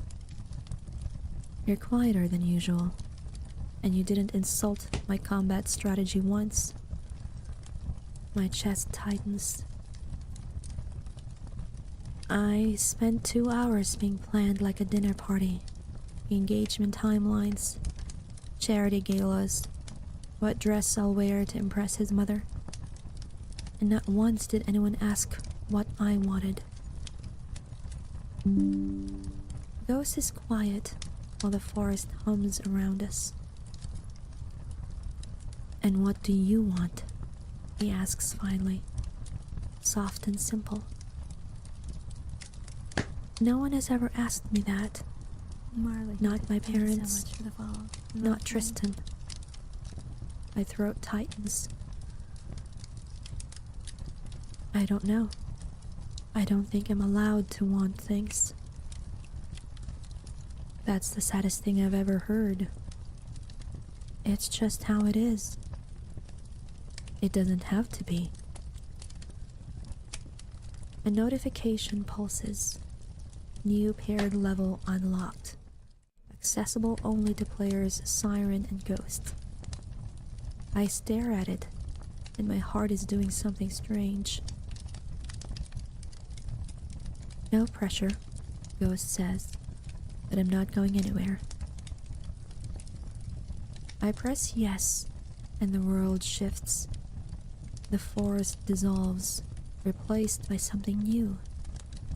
A sprawling virtual city I've never seen before. All neon lights and towering buildings and streets that pulse with possibility. Ghost's avatar stands beside me as we take in the new landscape. Whoa, I breathe. This is a paired level? Looks like it unlocks a whole new zone. He starts walking and I follow. Our avatars moving through streets filled with other players, shops, quest markers. Then I notice it. A building at the end of one street, its entrance blurred, pulsing with a soft pink glow. I move toward it when a prompt appears in my vision. Age verification required. Please confirm you're 18 plus to access this area. "What is that?" I ask. "The love room." Ghost's tone shifts to something teasing.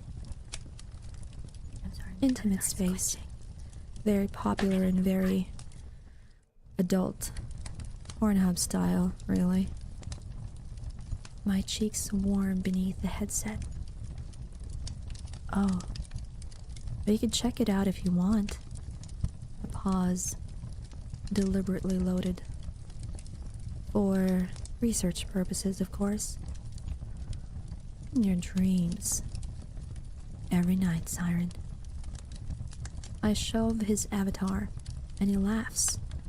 Warm, easy, a sound wrapping around me in a way that makes my stomach flip. We move on to the actual quests, but the blurred doorway stays in the back of my mind. I file it away into things I will never do and try to forget I saw it. We reach a plaza at the center of the city, and Ghost's avatar turns to face mine. Even though I cannot see his face, even though none of this is real, the proximity makes my breath catch. "I'm glad you stayed," he whispers. Something happens in my body. His voice drops lower, intimate, as if his mouth is pressed against my ear. A flush of heat spreads outward, cooling low in my belly, then lower still. My thighs press together instinctively. "Siren," he murmurs. "I think about you, even when we're not playing." My breath hitches and heat floods between my legs, sudden, undeniable. I have never felt this with Tristan, not once. But Ghost's voice alone makes me ache in places I forgot existed. My hand drifts down my stomach without thinking, hovering, wanting. "Ghost," I start, but my phone shatters everything. Tristan's name flashing on the screen. I rip off the headset, gasping. Skin flushed, underwear damp, hands shaking. I answer on the fourth ring, forcing my voice steady. "Hey, come over, I'm still up." His voice is flat, expectant. The night doesn't have to end yet. I close my eyes, Ghost's whisper still echoing under my skin. "I'm tired, Tristan. Maybe tomorrow." A pause, sharp exhale. "Fine, tomorrow then. You owe me." The line goes dead before I can respond. I lie back, Ghost's voice still burning through me, Tristan's coldness ringing in my ears. What is wrong with me? And there you have and there you have the not the snippet, I guess, the first chapter of that story, that story. And yes, series, love room indeed. Hence the reason why it's not something that I read on stream.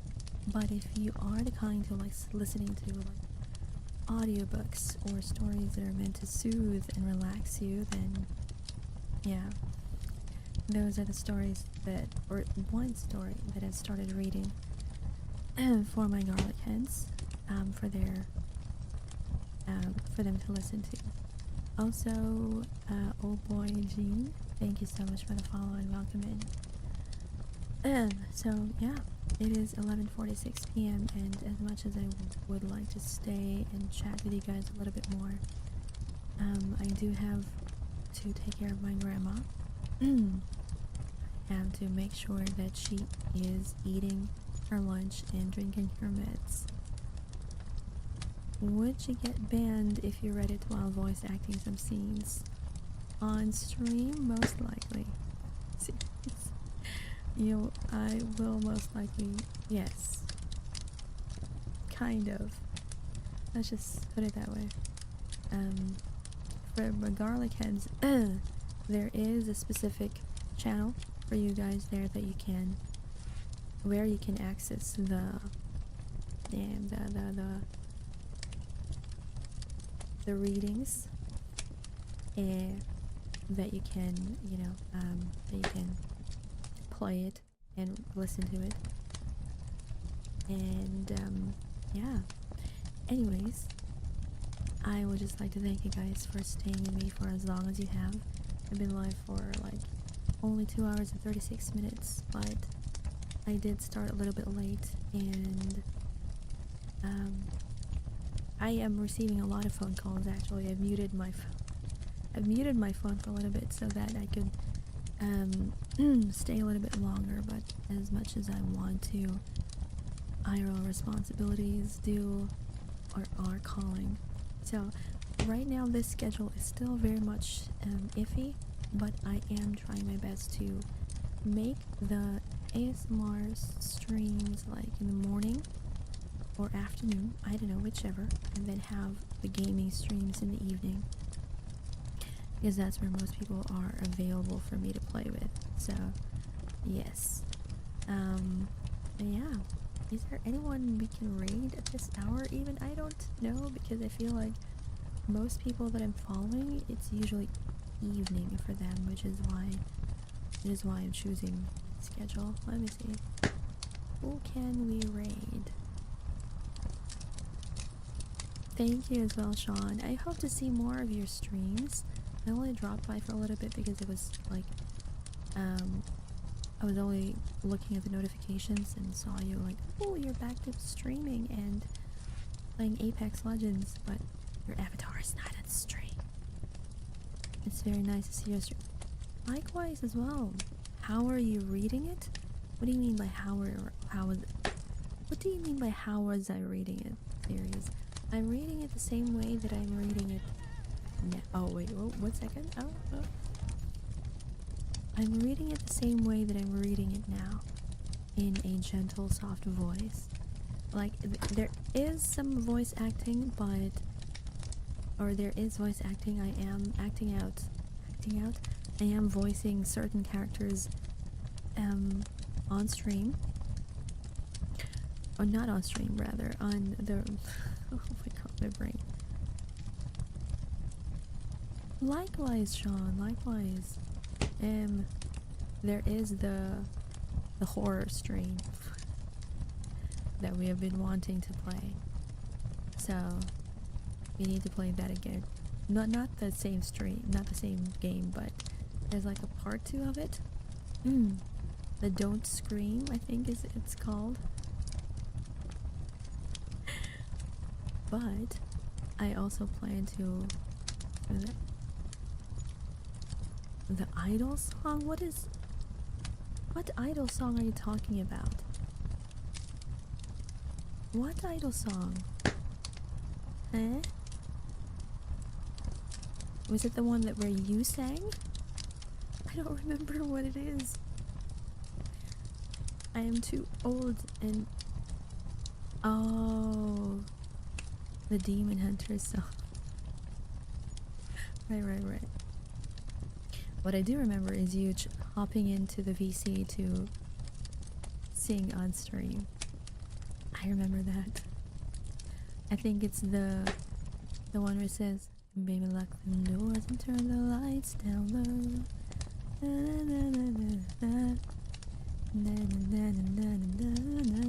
I think that's the one.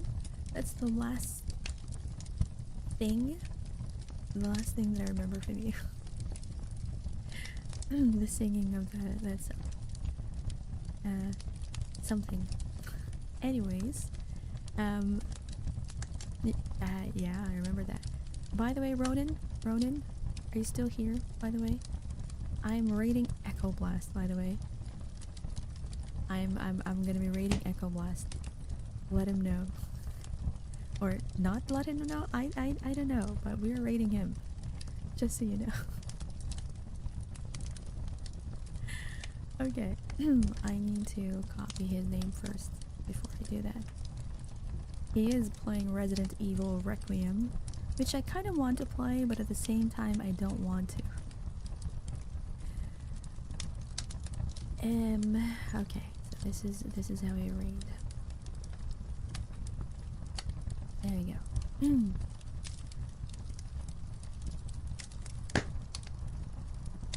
Thank you, Ronan, also thank you, Sean, for showing up. And to everyone in chat. Thank you guys so much. You don't see Leon's muscles. I want to see his muscles, which is why I am rating somebody who's playing Resident Evil, and which is why I also watched Sky playing Resident Evil. Thank you guys so much, and I will see you guys this evening for some Werewinds meat, and have my we'll have our, well, I guess, new outfit for this evening. And yeah, this has been your vampire Oneesama, Mr. Midnight, signing off for now. Let's go raid. Bye everyone.